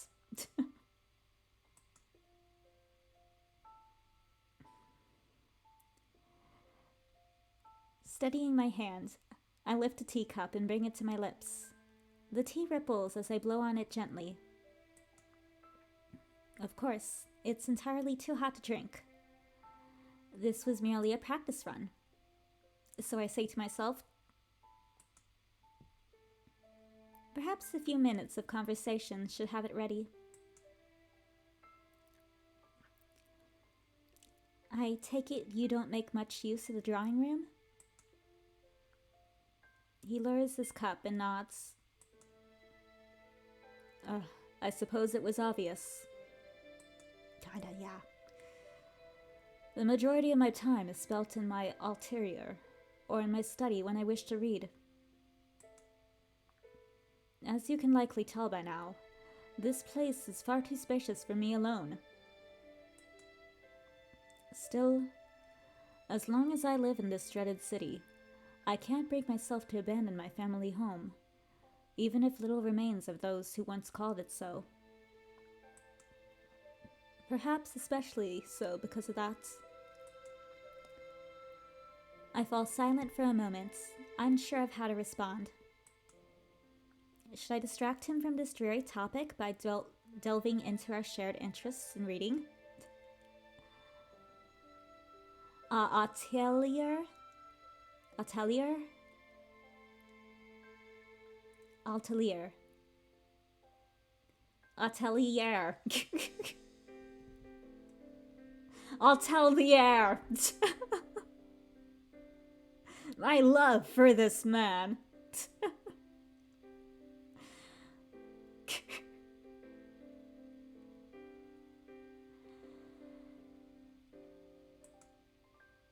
It doesn't feel right, skirting around his tragedy merely because it is unpleasant. Was it the Red Plague?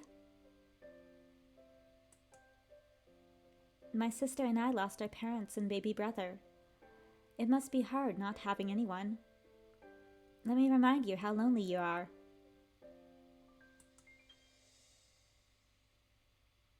I did not mean to make you pity me. Death might be a consolation compared to wandering around this ghost of a city.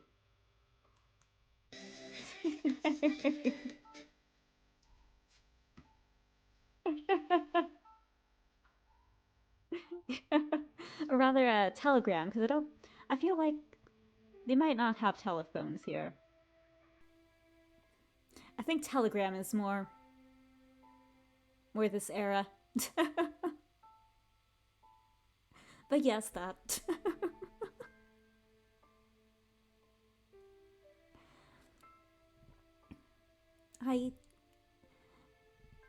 Oh, true, okay. You have the points,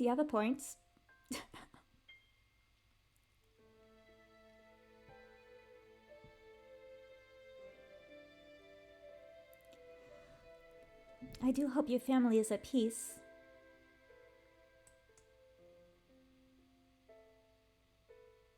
'1920s maybe? Mm. Apologies, I did not mean to dampen the mood. Now, enough of all that. Tell me, to what do I owe the pleasure of your visit? I can't avoid it any longer. I came here for a reason, but would it be absurd to lie it on the table so soon? It would. I kidnap as many white-haired women as it takes to find love. He does. He keeps trying, so I guess... Good for you. He doesn't give up. One day he'll find one that loves him. One that accepts his crazy nature.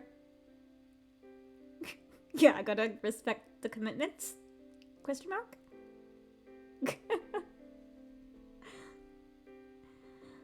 Let's ask about him instead.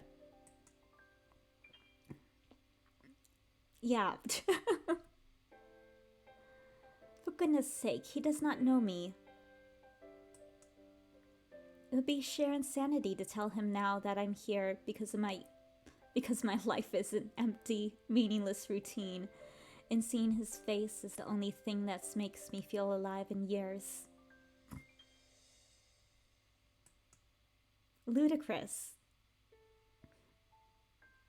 It really is. Even repeating all that in my head sounds childish. Oh, how I would love to confess. But I can't do it yet. But somehow we know his name, schedule, address, birthday, and social security number.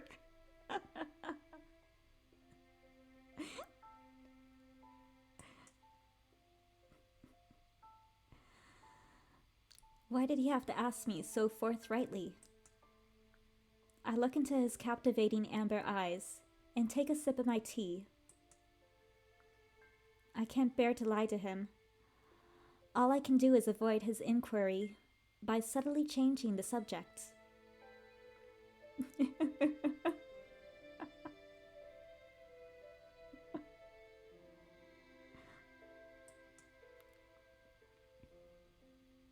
Oh, but where are my manners?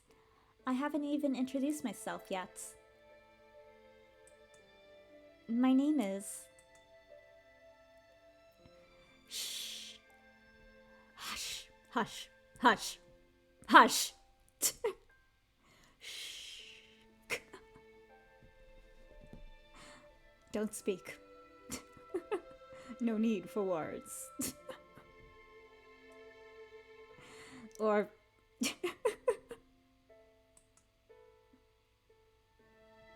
Before I realize it, he's put his finger to my lips.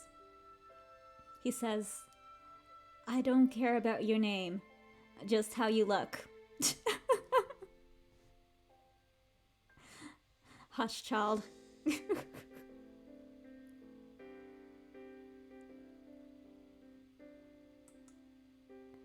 Our first touch.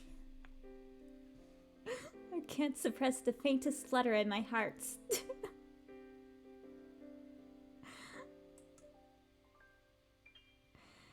The chill of his cold skin lingers on my lips, even when he moves his hand away.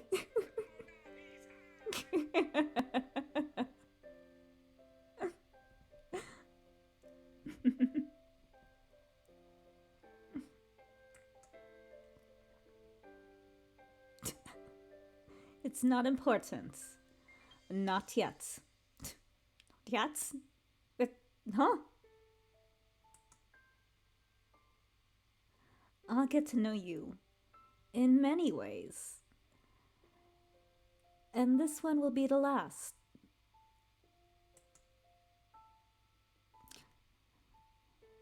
I knew that there was something more to him from the first moment I saw him. My fascination with him is only heightened by these mysterious discretions.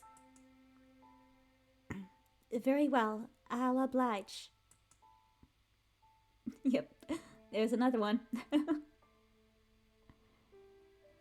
In return, will you tell me your name?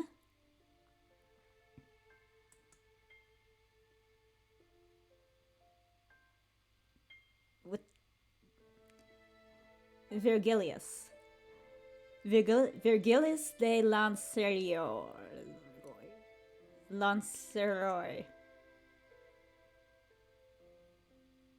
Let's just call him Verg. Hey, Verg. Verg, it's a pleasure to make your acquaintance. Yes, like Roy the Poison. Rook gave him his name. Rook is his father.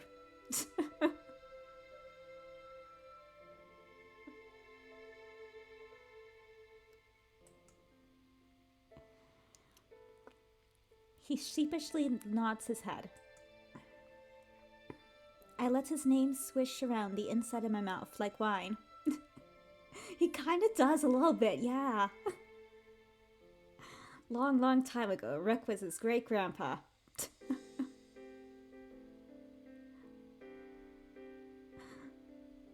It runs in the family.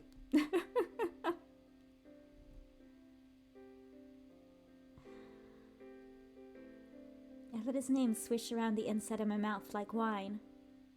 It's pleasant. And very long.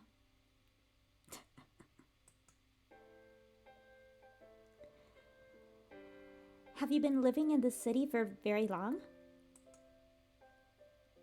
Oh, so very long. Longer than I can be bothered to remember.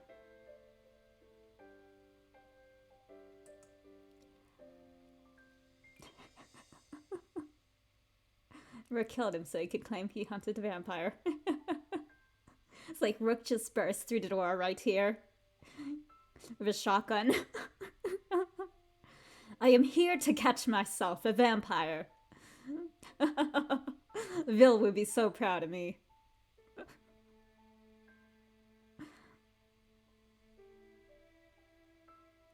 Tell me, have you ever tried to leave? Me? Leave? Where to?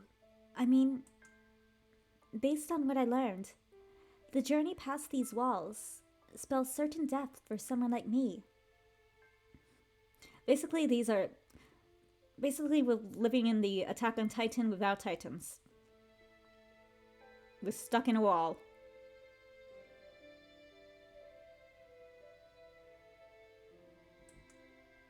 Instead of Titans, it's vampires. Or religious people.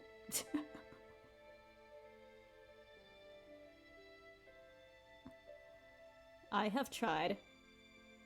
And it turned me into a vampire. What if it did? How would that work, though?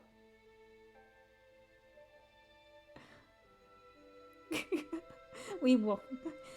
No one ever leaves the walls.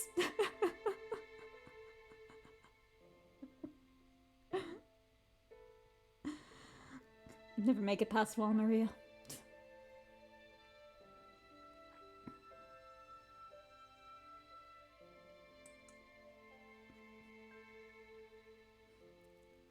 It's like this all takes place in like...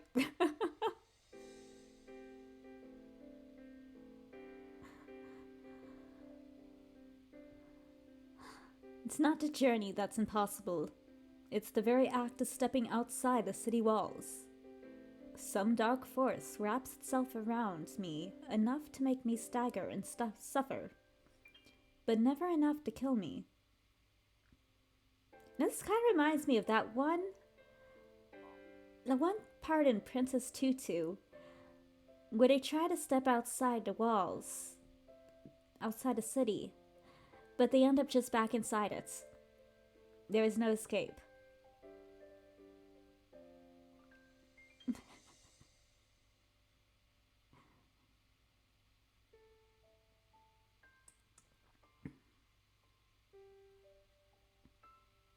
So like you, I have been stuck here, wanting nothing more than to leave, yet not knowing how.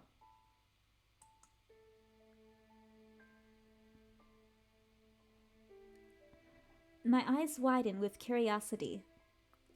I've never heard of anyone who has tried to leave this place.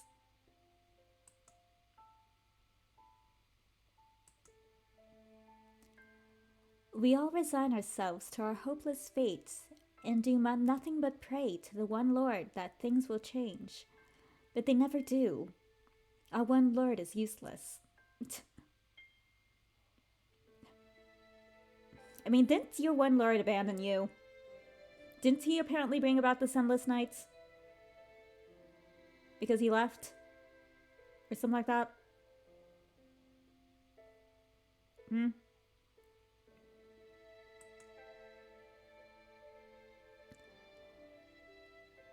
Everything only falls into further disrepair.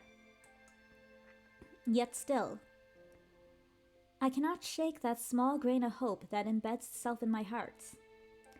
I want to know what he found. I kind of want to know too, honestly.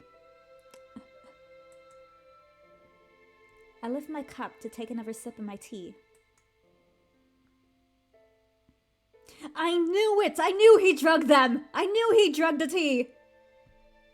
See, I said so. I said he was gonna drug the tea. He probably typed to a drug tea.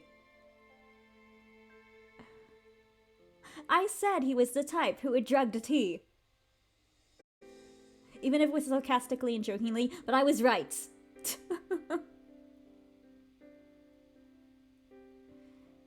But I feel myself growing hazy and my attention slips. Here's us being drugged, and beautiful, sweet music is going on in the background. Beautiful, emotional music's going on in the background. Here we are, all dizzy because he spiked our tea.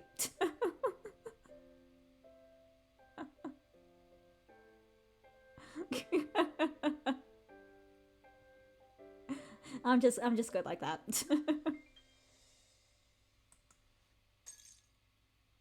I do hope the tea was to your liking.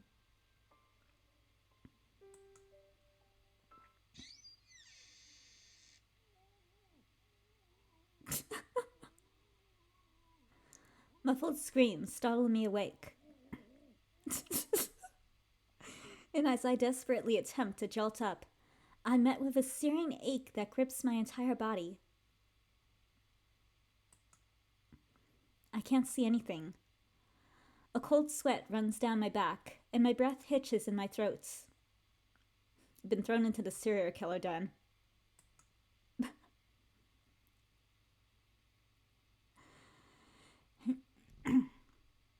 Yep. You did. You did. I remember that.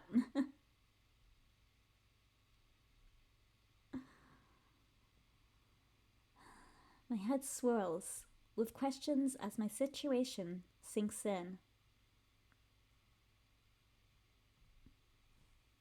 Let's play this one.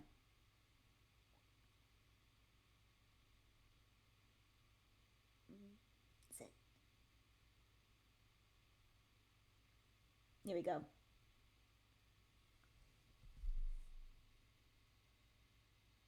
It was at this moment that he knew. He fucked up. Exactly.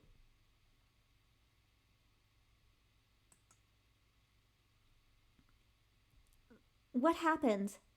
Where is he? How could he do this to me? Oh shit.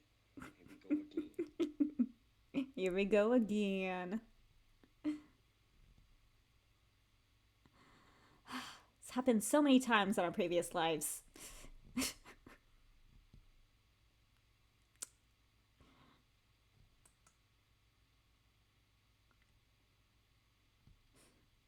because we didn't see all the signs.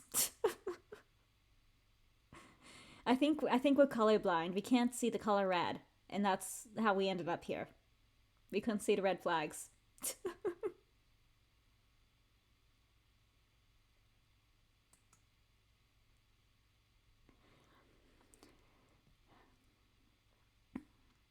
I try to sit up more slowly this time. And I mentioned chains too, didn't I?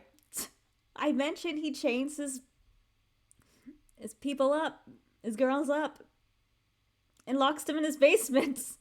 I said that, didn't I? I'm so good at these. I'm so good at foretelling things. Or my mind is dark enough that, you know, it's just matches with the story. I don't know.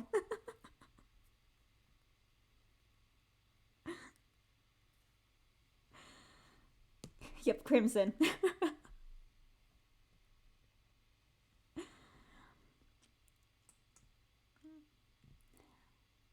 Only then do I sense the presence of a tightly yanked chain around my ankle. It allows for minimal movement, keeping me tethered to this wretched place. My eyes adjust as I feel my way around the room. Hands moving against peeling wallpaper, gripping on fabric, and accidentally knocking against wood. There's just tons of decayed bodies down here. Or bones. It's a pile of bones from our previous selves. It's kind of messed up, actually.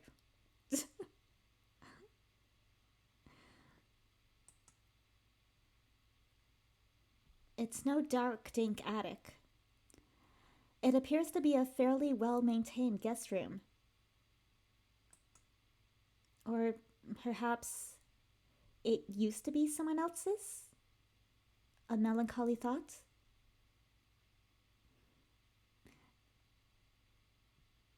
I feel so bad for that person.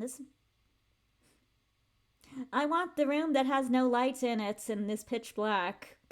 I call that one.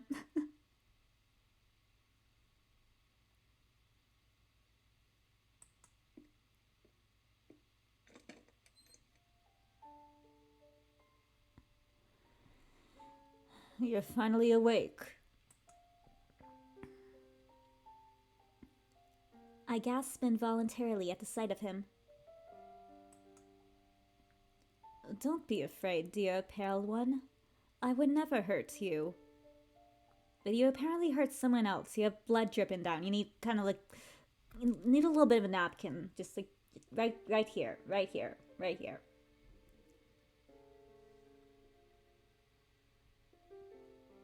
You can use that doily.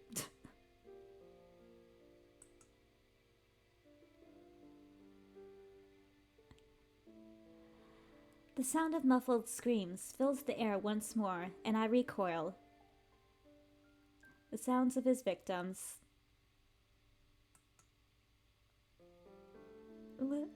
What are those sounds? And whose blood is that?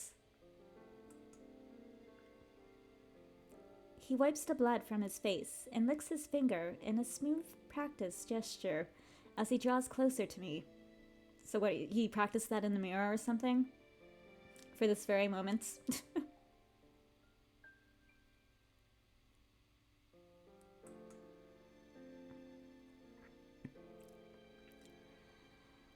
Up close and under dim lighting, I notice an almost otherworldly glow in his golden eyes. The faint scent emanating from him is nostalgic and somehow intoxicating. It's making my head spin. You must have heard the tales. Perhaps you dismissed them all as nonsense. But the Red Plague isn't always fatal. Turns you into a vampire? Dang. That sucks. Those of us that are unfortunate enough to survive it are changed forever. It is blood and blood alone that sustains us.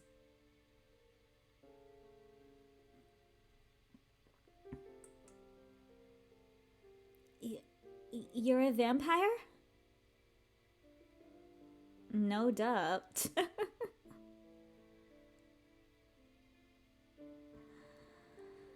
My breath gets more erratic as his face inches closer. Do I frighten you?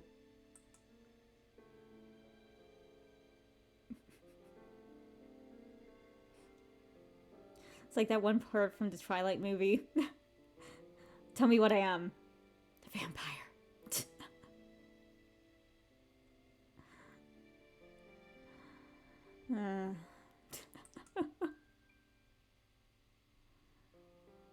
I avert my eyes and look at the floor. I want to say what he does. Of course he does. Yet despite that, something inside of me still finds him beautiful. Can't get past the face. As I ponder my response, my eyes hover over to the chain around my ankle. Yes, bring yourself back to reality, honey. Bring yourself back to reality. He might be pretty, but he put a chain around you. It's not worth it.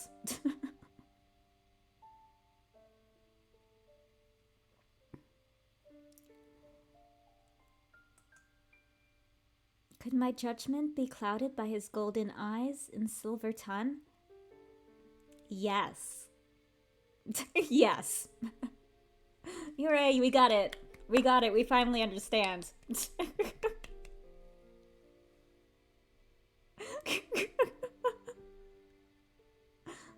Bit too late, but... It's okay. We're just a little slow. We're just a little slow.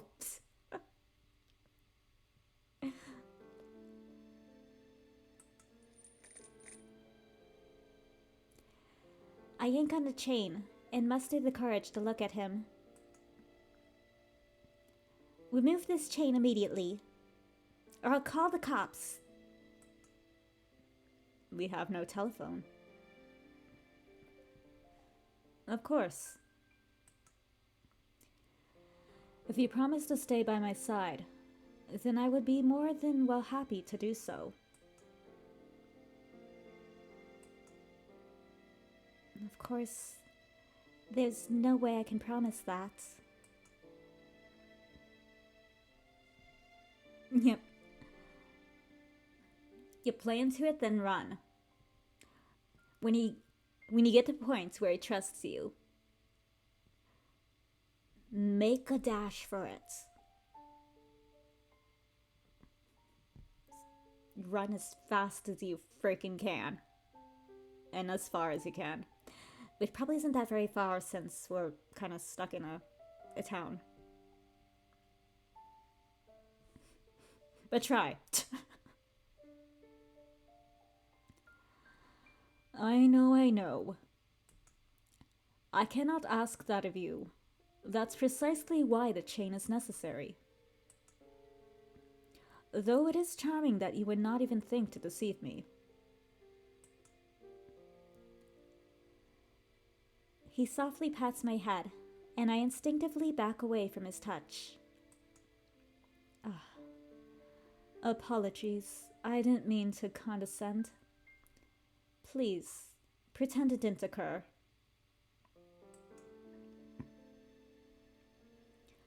Why did you do this to me? I suppose by now there is nothing left but to be direct about my intentions. Dearest Pale One, won't you grant me some of your blood? They're gonna refuse. He wants my blood? Absolutely not. Who knows what will happen to me? I might even contract the plague itself. There has to be a way out of here. As I contemplate the means of my escape, he takes my silence as an answer and sighs.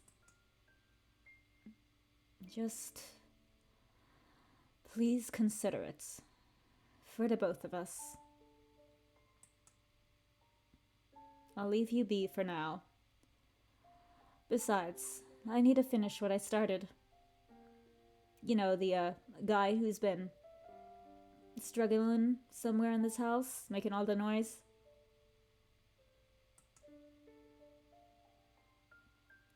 Finish what he started?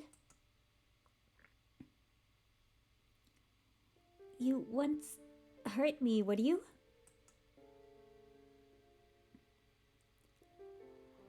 I'm sorry that it's come to this, chaining you to this room. But I promise I would never treat you badly. I need you. Please, make yourself at home. This room is your home. You can do with it as you please. Not that there's much to do with it, or that you can.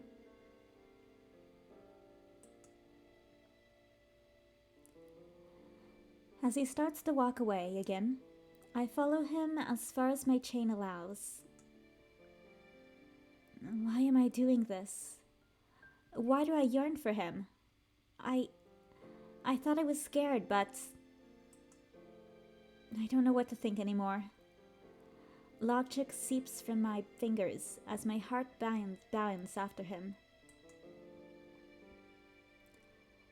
Standing in the doorframe, he turns around. For you to approach me this time. The fates have aligned, I'm sure, and for that I am grateful. Thank you, my dear pale one. Suffocating loneliness envelops the dreary room once more. I make my way back to the meticulously made bed and slump down. Could I have known this would happen? I mean, maybe not exactly as, but should have, at some point, at a particular point, you probably should have known that something bad was going to happen.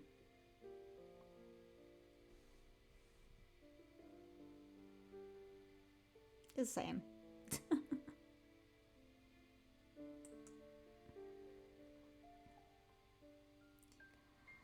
What am I gonna do?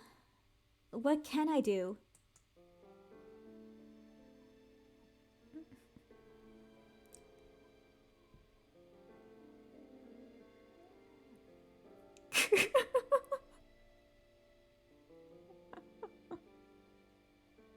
The screams I heard in the distance grow louder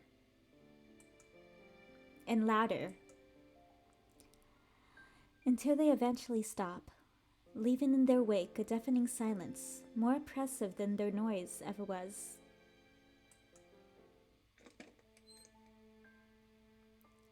Good morning, dear pale one. Will you offer me your blood today? Not that you have much of a choice. So what will happen if we say no? If I refuse, will you take more innocent people's lives only to prolong your own?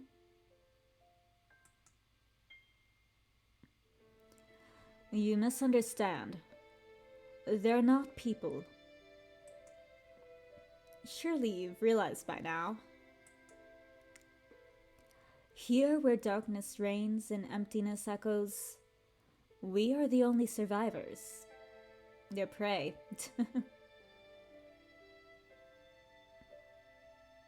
You aren't saying everyone else is vampires, are you?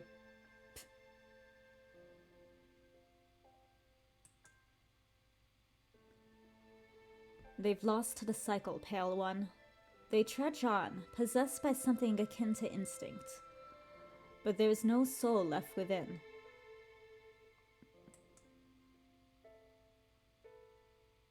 I find myself at the loss for words. I cannot deny I have thought the same thing as he.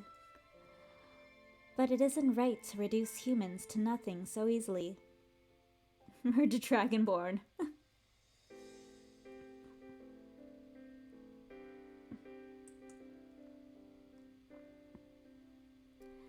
How can we know what goes on in their minds? How can you be so sure? Is it not mere arrogance to put yourself above everyone else like that? I am entirely certain. Pale one, if we have walked through the same streets, come across the same husks, then we both bear witness to that fact. But it's still just like you, to still think of them as humans, as beings that still have hopes and dreams. I'm glad to see you still have that infectious optimism. It warms my heart. You have a heart?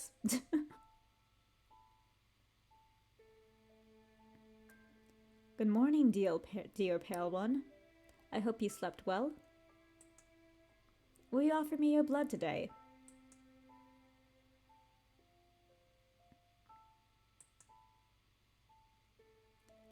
I could tell you the answer, but you would not believe me. You never do. And yet somehow in the previous route, you told us we believed you immediately, we were fine with it. I love how much you believe in us.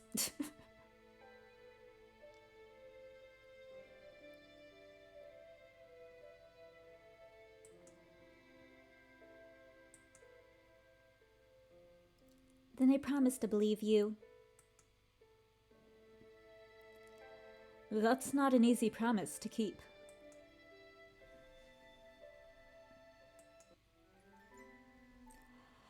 Tell me, Pale One. Would you want to save this city if you could? To put an end to the eternal nights. If we could bring things back to how they were, then surely that would be better. But they've tried so many things. It's nigh impossible to solve a problem if you don't know the cause.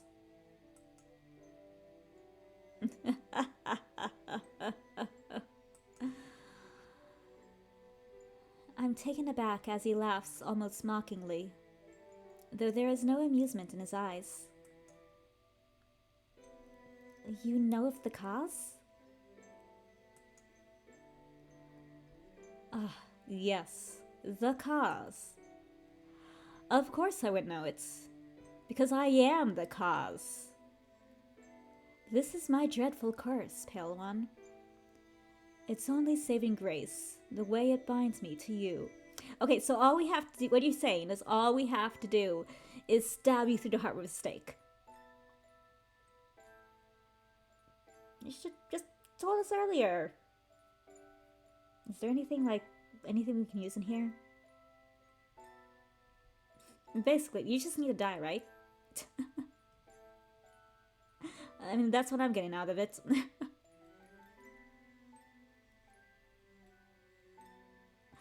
Hire a wizard.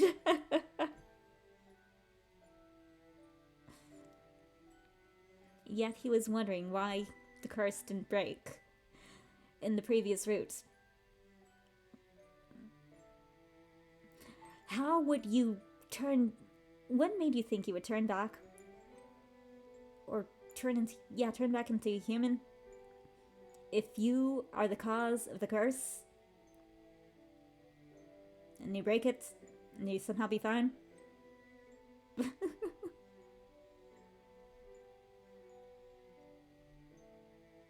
It all makes sense now. Kinda. Sorta. Is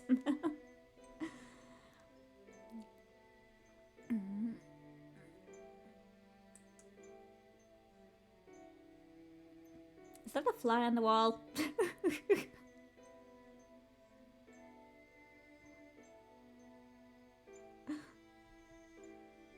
It's all coming together.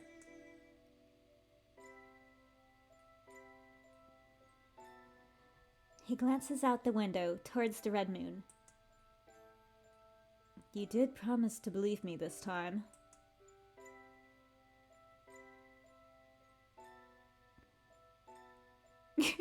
Cusco poison reference. Pull the trigger! Well, there was no trigger to pull, but that would have been a nice one. I want you to be able to use that reference one day. Pull the trigger, Crunk. Trigger. Sure, one day I'll come across a game where I can use that.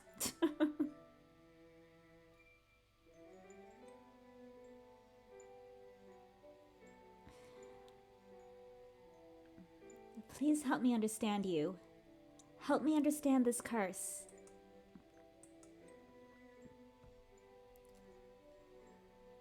He closes his eyes and takes a moment to think of what to say, then looks at me with conviction.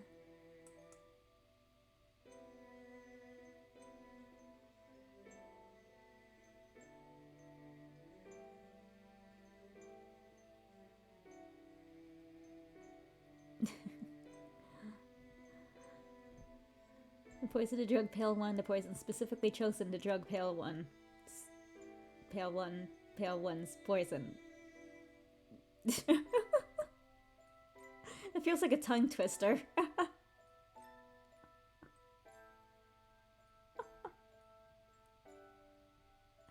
How many times can you say poison and Pale One in a single sentence?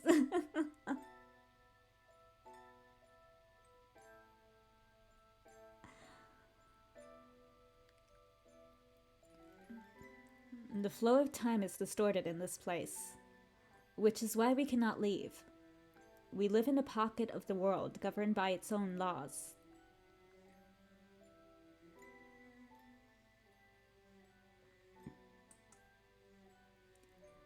Time folds and loops in on itself over and over and over again. It's not something the human mind was made to bear. With every passing reoccurrence, another loses their identity completely. I am the only one who is forced to remember it all, not allowed the luxury of forgetting. I am but a prisoner of my own memories. What he's saying is hard to swallow. It's a lot. And I don't know any of it could make sense, but I'm determined to keep my promise. I've seen what he describes. No one is themselves anymore. Perhaps they're nothing more than husks after all. So, you've lived through all of this, only to see the world move further and further from its proper states? He gives a curt nod. I would like to believe that things do get better, that this city will be saved one day, but that hope is becoming increasingly difficult to hold on to.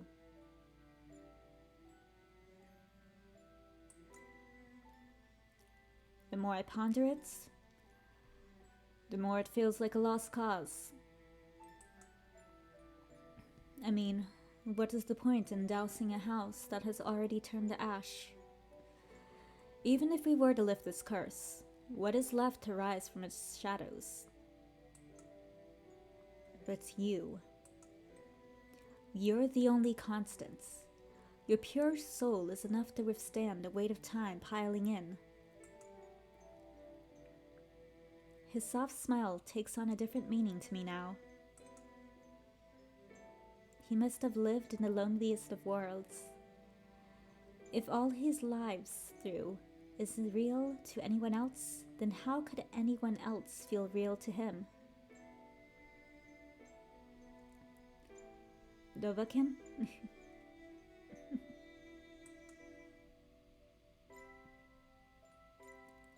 I've tried to approach you countless times, but somehow we are fated to end each other. Then time rearranges without a care.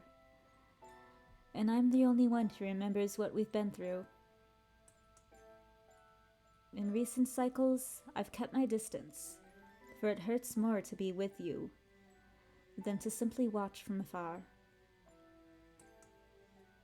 That way, I thought, I could be content seeing you about your day, seeing you alive and untainted by my deeds. I mean, I think it would make sense if we could. Like I said, it would solve the problem, since he's apparently the cause.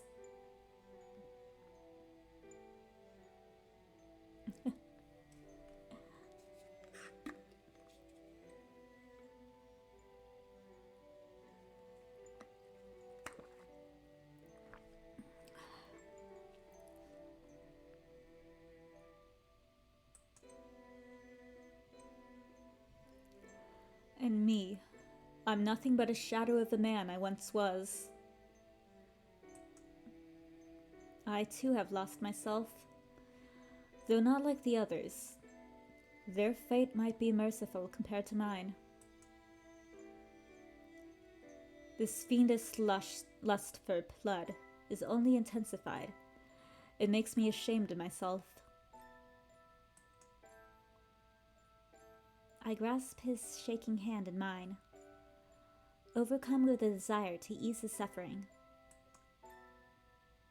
Who would ever make up such a story as this? Why only tell me now? I'm holding on to my promise in the deepest recesses of my heart, and that means discarding any doubts. Have you told me all this many times before? It must not be easy to stay kind and patient when all your actions are brought to naught time and again, and no one else remembers any of it the next day. I have tried to tell you many a time, but without the right lead up, it is doomed to fail.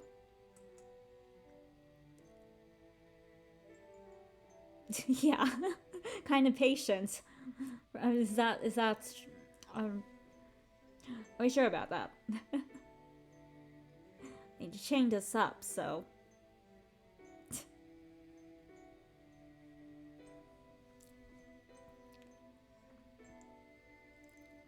You might run from me, or retaliate in violence. Sometimes you make fun of me. Other times you grow frightened. I've seen almost every face you can make. But this kind of occurrence is rare. You looking at me with kindness is in many ways my greatest relief.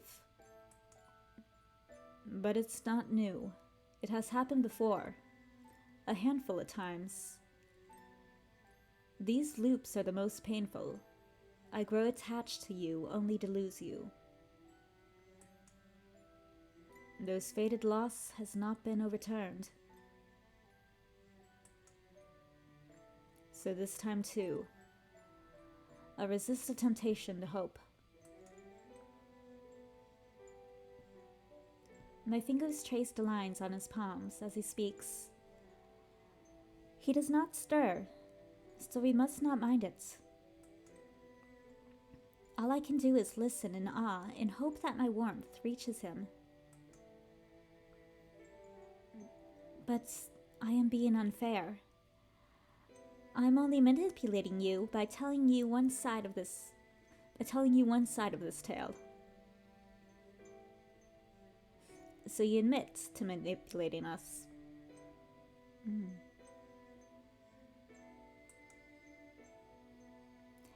Pale one, my dearest.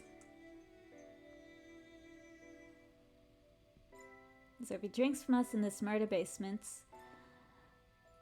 will he live because the light won't reach?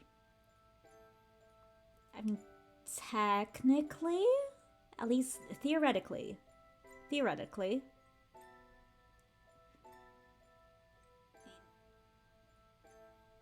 That's what I kept saying. Close the blinds in the other one. Could have lived happily, but no.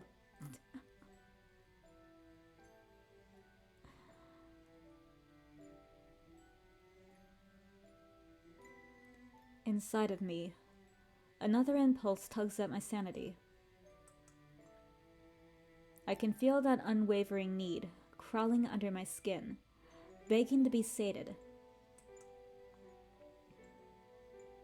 I wish not only to have you for myself, more than anything. I wish to ruin you.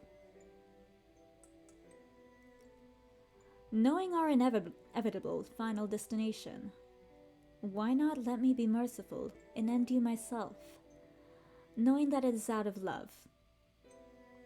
How about now?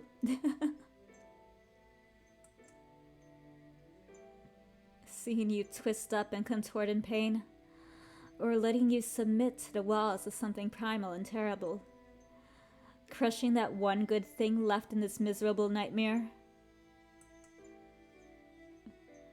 I know that it's all temporary. So why bother with decency anymore? Nothing means anything, and shame ceased to exist. It's no more real than a fairy tale, to anyone but me. My downfall is mine alone to witness. As he speaks, he grips my hand tightly. His nails dig into my skin, but not enough to draw blood. I call your bluff. You're testing me. You go ahead and tell yourself that. You're trying to scare me off before you find yourself actually caring again. Undertale shenanigans.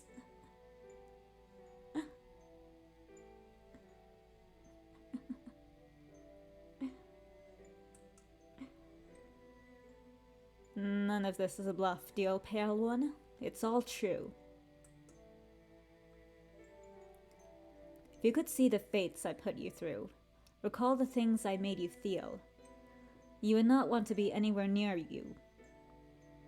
You would not want me anywhere near you. They probably chopped us into tiny pieces before in another life.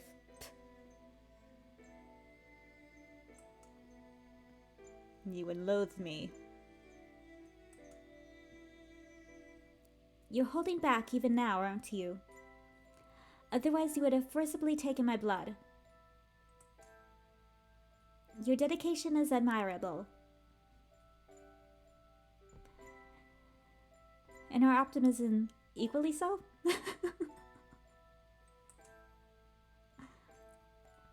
And if it matters to you so much, show me these fates then. I want to remember. I want trauma.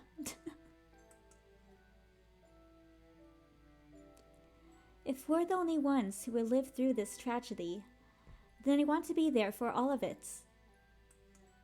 I want to be mentally scarred.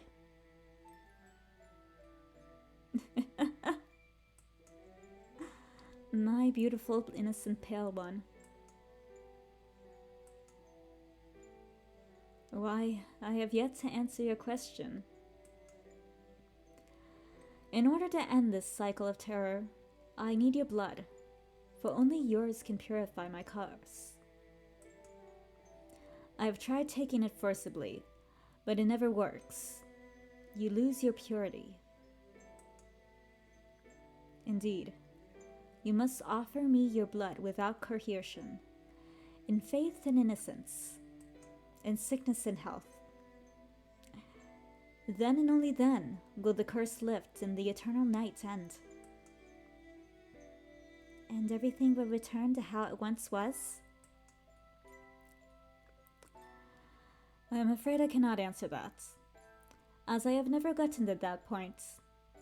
We would have to wait and see. However, I do not believe the damage Watts can be undone.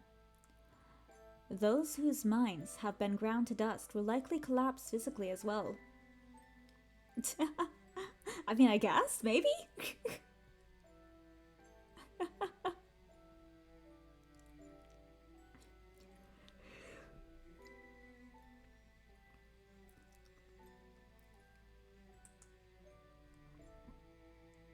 In fact, I do not know the effects of introducing a regular flow of time to those who have been in closed loop for so long.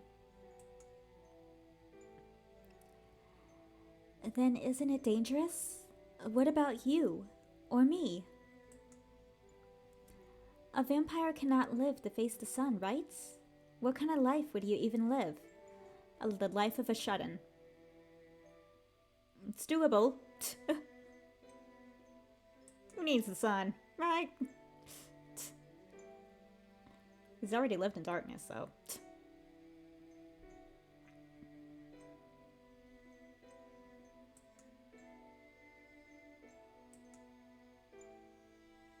Would you believe me if I said I hadn't thought about it? This whole time I've been working towards an empty goal. I do not know what lies beyond it, but I have nothing else to try. That's not the right way for anyone to live. There has to be some point to all this madness. How do you even know that this is the only solution? He told me. Then isn't he the one to blame if he knows all this? Who is he? Who is he? You cheating on me. The one who orchestrated this ordeal. Before he left, he told me that you were the key to all of this. I didn't understand the significance of any of it at that time. In fact, I didn't even realize what had happened. And here I thought this was all your fault. You apparently too, because you said you're the cause of the curse. So you lied?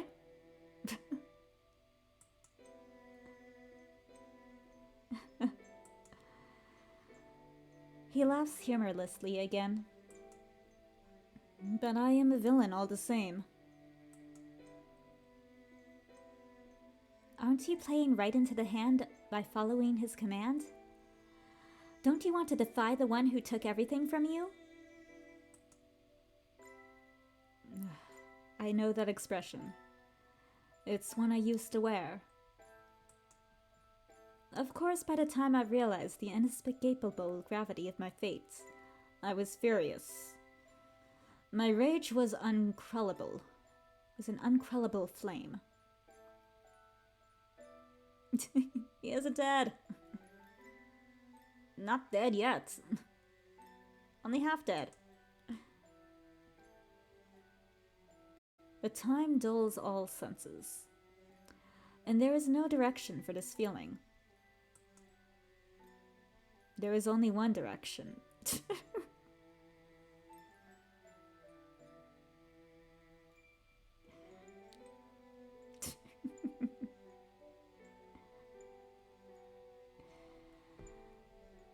I took it out on you many times. Mood. But that only made me feel worse with each passing loop. Then stop!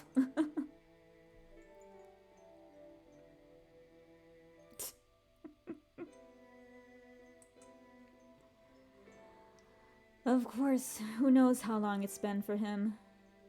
Perhaps he himself can no longer keep track. Who is he? The feeling of someone who might as well be an outsider hearing this for the first time can't begin to compare. I don't think it's right, any of this. His acceptance to his role as some great evil is saddening. I won't have it. But what can we begin to do? I couldn't possibly care about lifting the city's burden. Now that I've told you all this, it might be enough for me. I gotta let this all off my chest. I'm satisfied now. Which is actually bad for us, because that means he'll probably just kill us. If he doesn't have any use for us to save the city, he'll either just kill us or keep us hostage. Forever. And ever. And ever.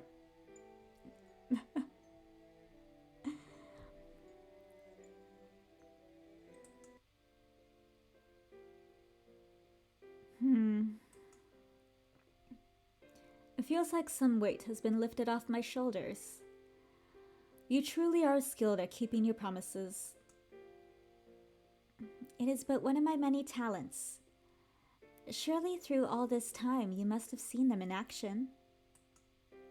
For example, fearlessly going through with plans anyone else would have deemed too absurd to attempt.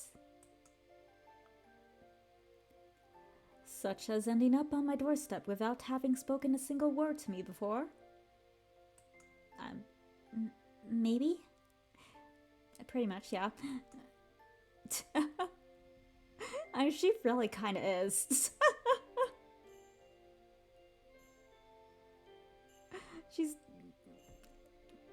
She's definitely unique.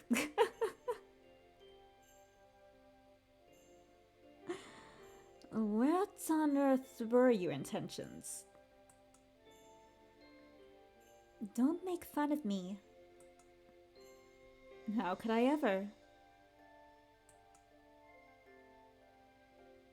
I came to confess my love. I can fix him. Yes.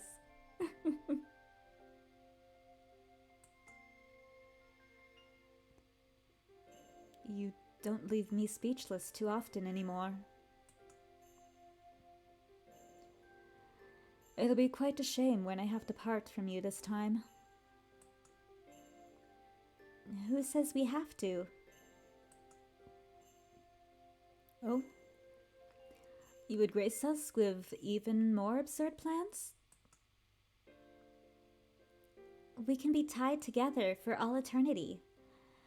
By forgetting about this tragedy and denying the masterpiece, the mastermind, the payoff he's waiting for.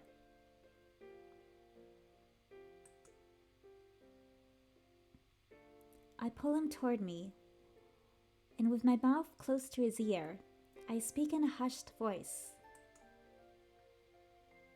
I know of the tales they tell.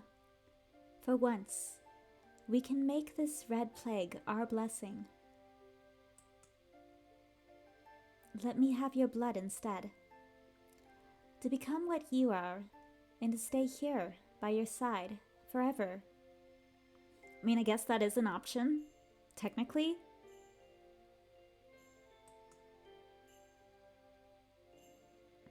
You don't know what you're saying. You would throw everything away for me?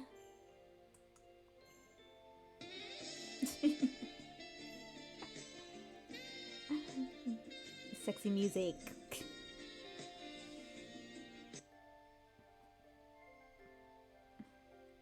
That is what I came here to do in the first place. Except for back then I didn't know you were a vampire. But it makes no difference. In fact, what do you believe I am throwing away? I literally work a boring job. My sister hates me. And that's basically it, yeah.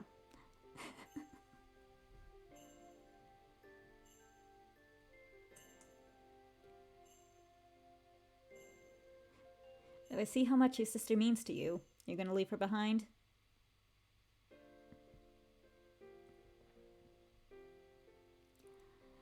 There's nothing here, nothing left. Not for me, nor for you. And true.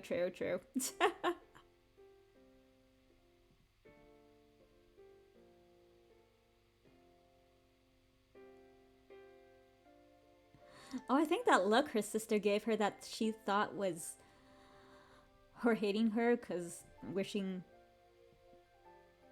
her other family member lived instead of her was just her sister being a husk. You know, the deadness in the eye. I think that was just her being a husk.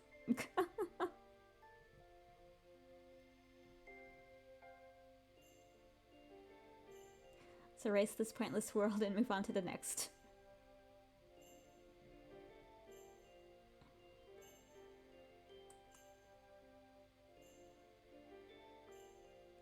I have tried to take control of my destiny many times before.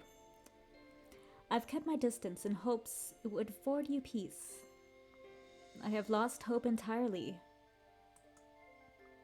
But I suppose I have never tried submitting to your will.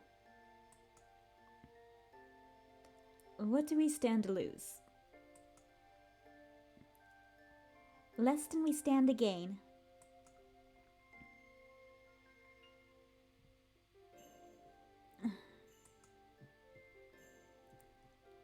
The sensation of sinking your teeth into someone's neck is a strange one.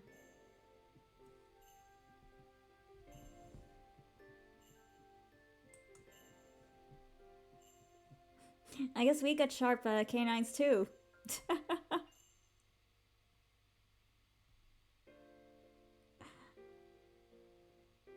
Plot twist, we were always a vampire to begin with. No, not really, but imagine if so. Takes a lot of determination to pierce the skin. To muster the courage to follow through. Very chewy. Unpleasant.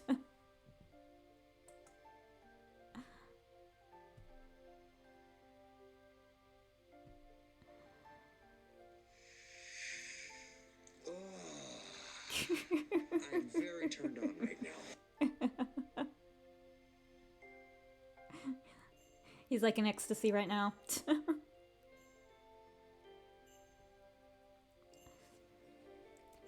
I've never been one to hurt others, but I know this pain I inflict is entirely desired. And based on his reaction, I dare say it is somewhat pleasurable. Masochist.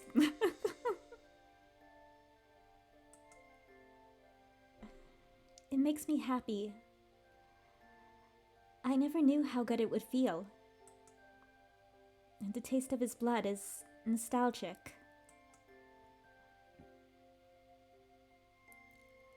Virgilius.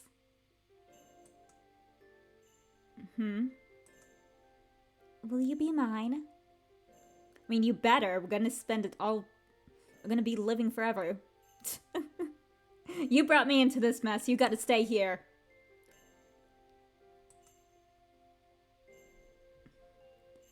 Always was, dear pale one. Do I ever get a name? Always was. Oh, that was kind of cute. Embracing the night.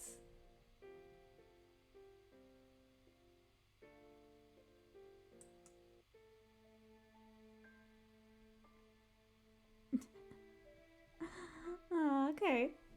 So we got one good but also bad end. We got one bad end. And now I guess we technically got the good end. This is technically the best end, it seems. So we got one of each. I think there are 2 ends left. I want to say they said 5, unless there were 3. But they did say something about there being like a hidden end something or other. Let me see. Look on my phone.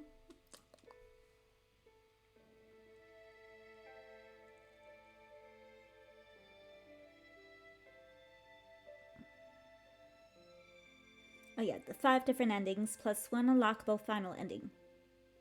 Okay. So, in order to tempt you guys to play it yourself, I'm gonna end it here. And if you want to see more, you can go play the game yourself and find the other 2 endings plus the unlockable final ending. So go ahead and download Duskbound on the itch.io and give it a try yourself.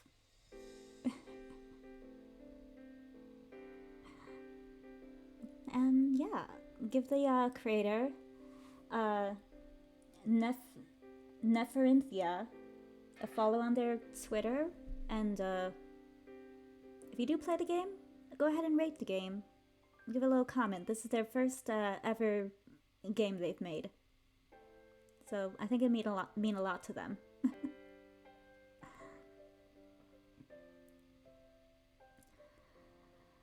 Yes, I actually... as many sarcastic and questionable in ways questionable things, or like how many times I questioned the stability of our protagonist's mindset. I quite enjoyed the game. And I'll play the other 2 endings on my own time, off stream.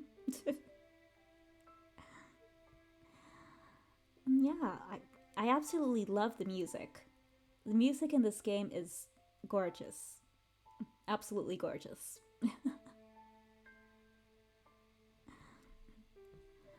The art very nice, very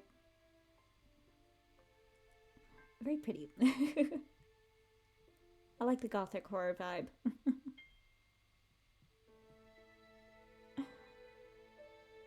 Yeah, that was Duskbound. Let's take a look at the CG gallery. They have a CG gallery. Okay, so we got the two CGs from us biting.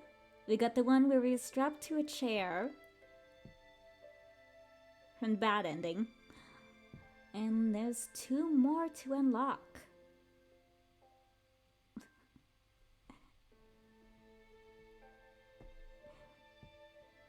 I wonder what they are. But yes. Duskbound. And a beautiful red moon. Ah. In a way, those two are kind of a match made in heaven. They deserve each other. But yes, that's gonna be it for tonight. I'll be doing another indie game tomorrow. That one is called, let me see, I have it here. Oh, actually, I have it here. Ha ha ha, my schedule. Celestial Crowned by Harlevane. That's another indie game. They just recently put up a Kickstarter. So that's what we're going to be doing tomorrow.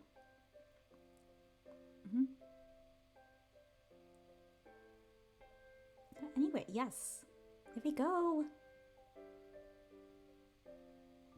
Yay! Alright. Is there... So it ended here, and I'm gonna see if there's anyone to raid.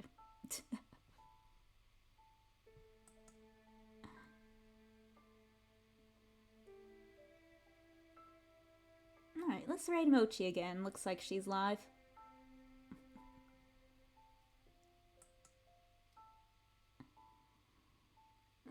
She's over on her channel playing Fortnite. So yeah, that's gonna be all for today. And I hope to see you back again for some of our other games we play. And remember to follow, follow my socials and give my, I don't know what I'm saying. Do the thing that your streamers ask you to do. Give a sub that doesn't exist, apparently.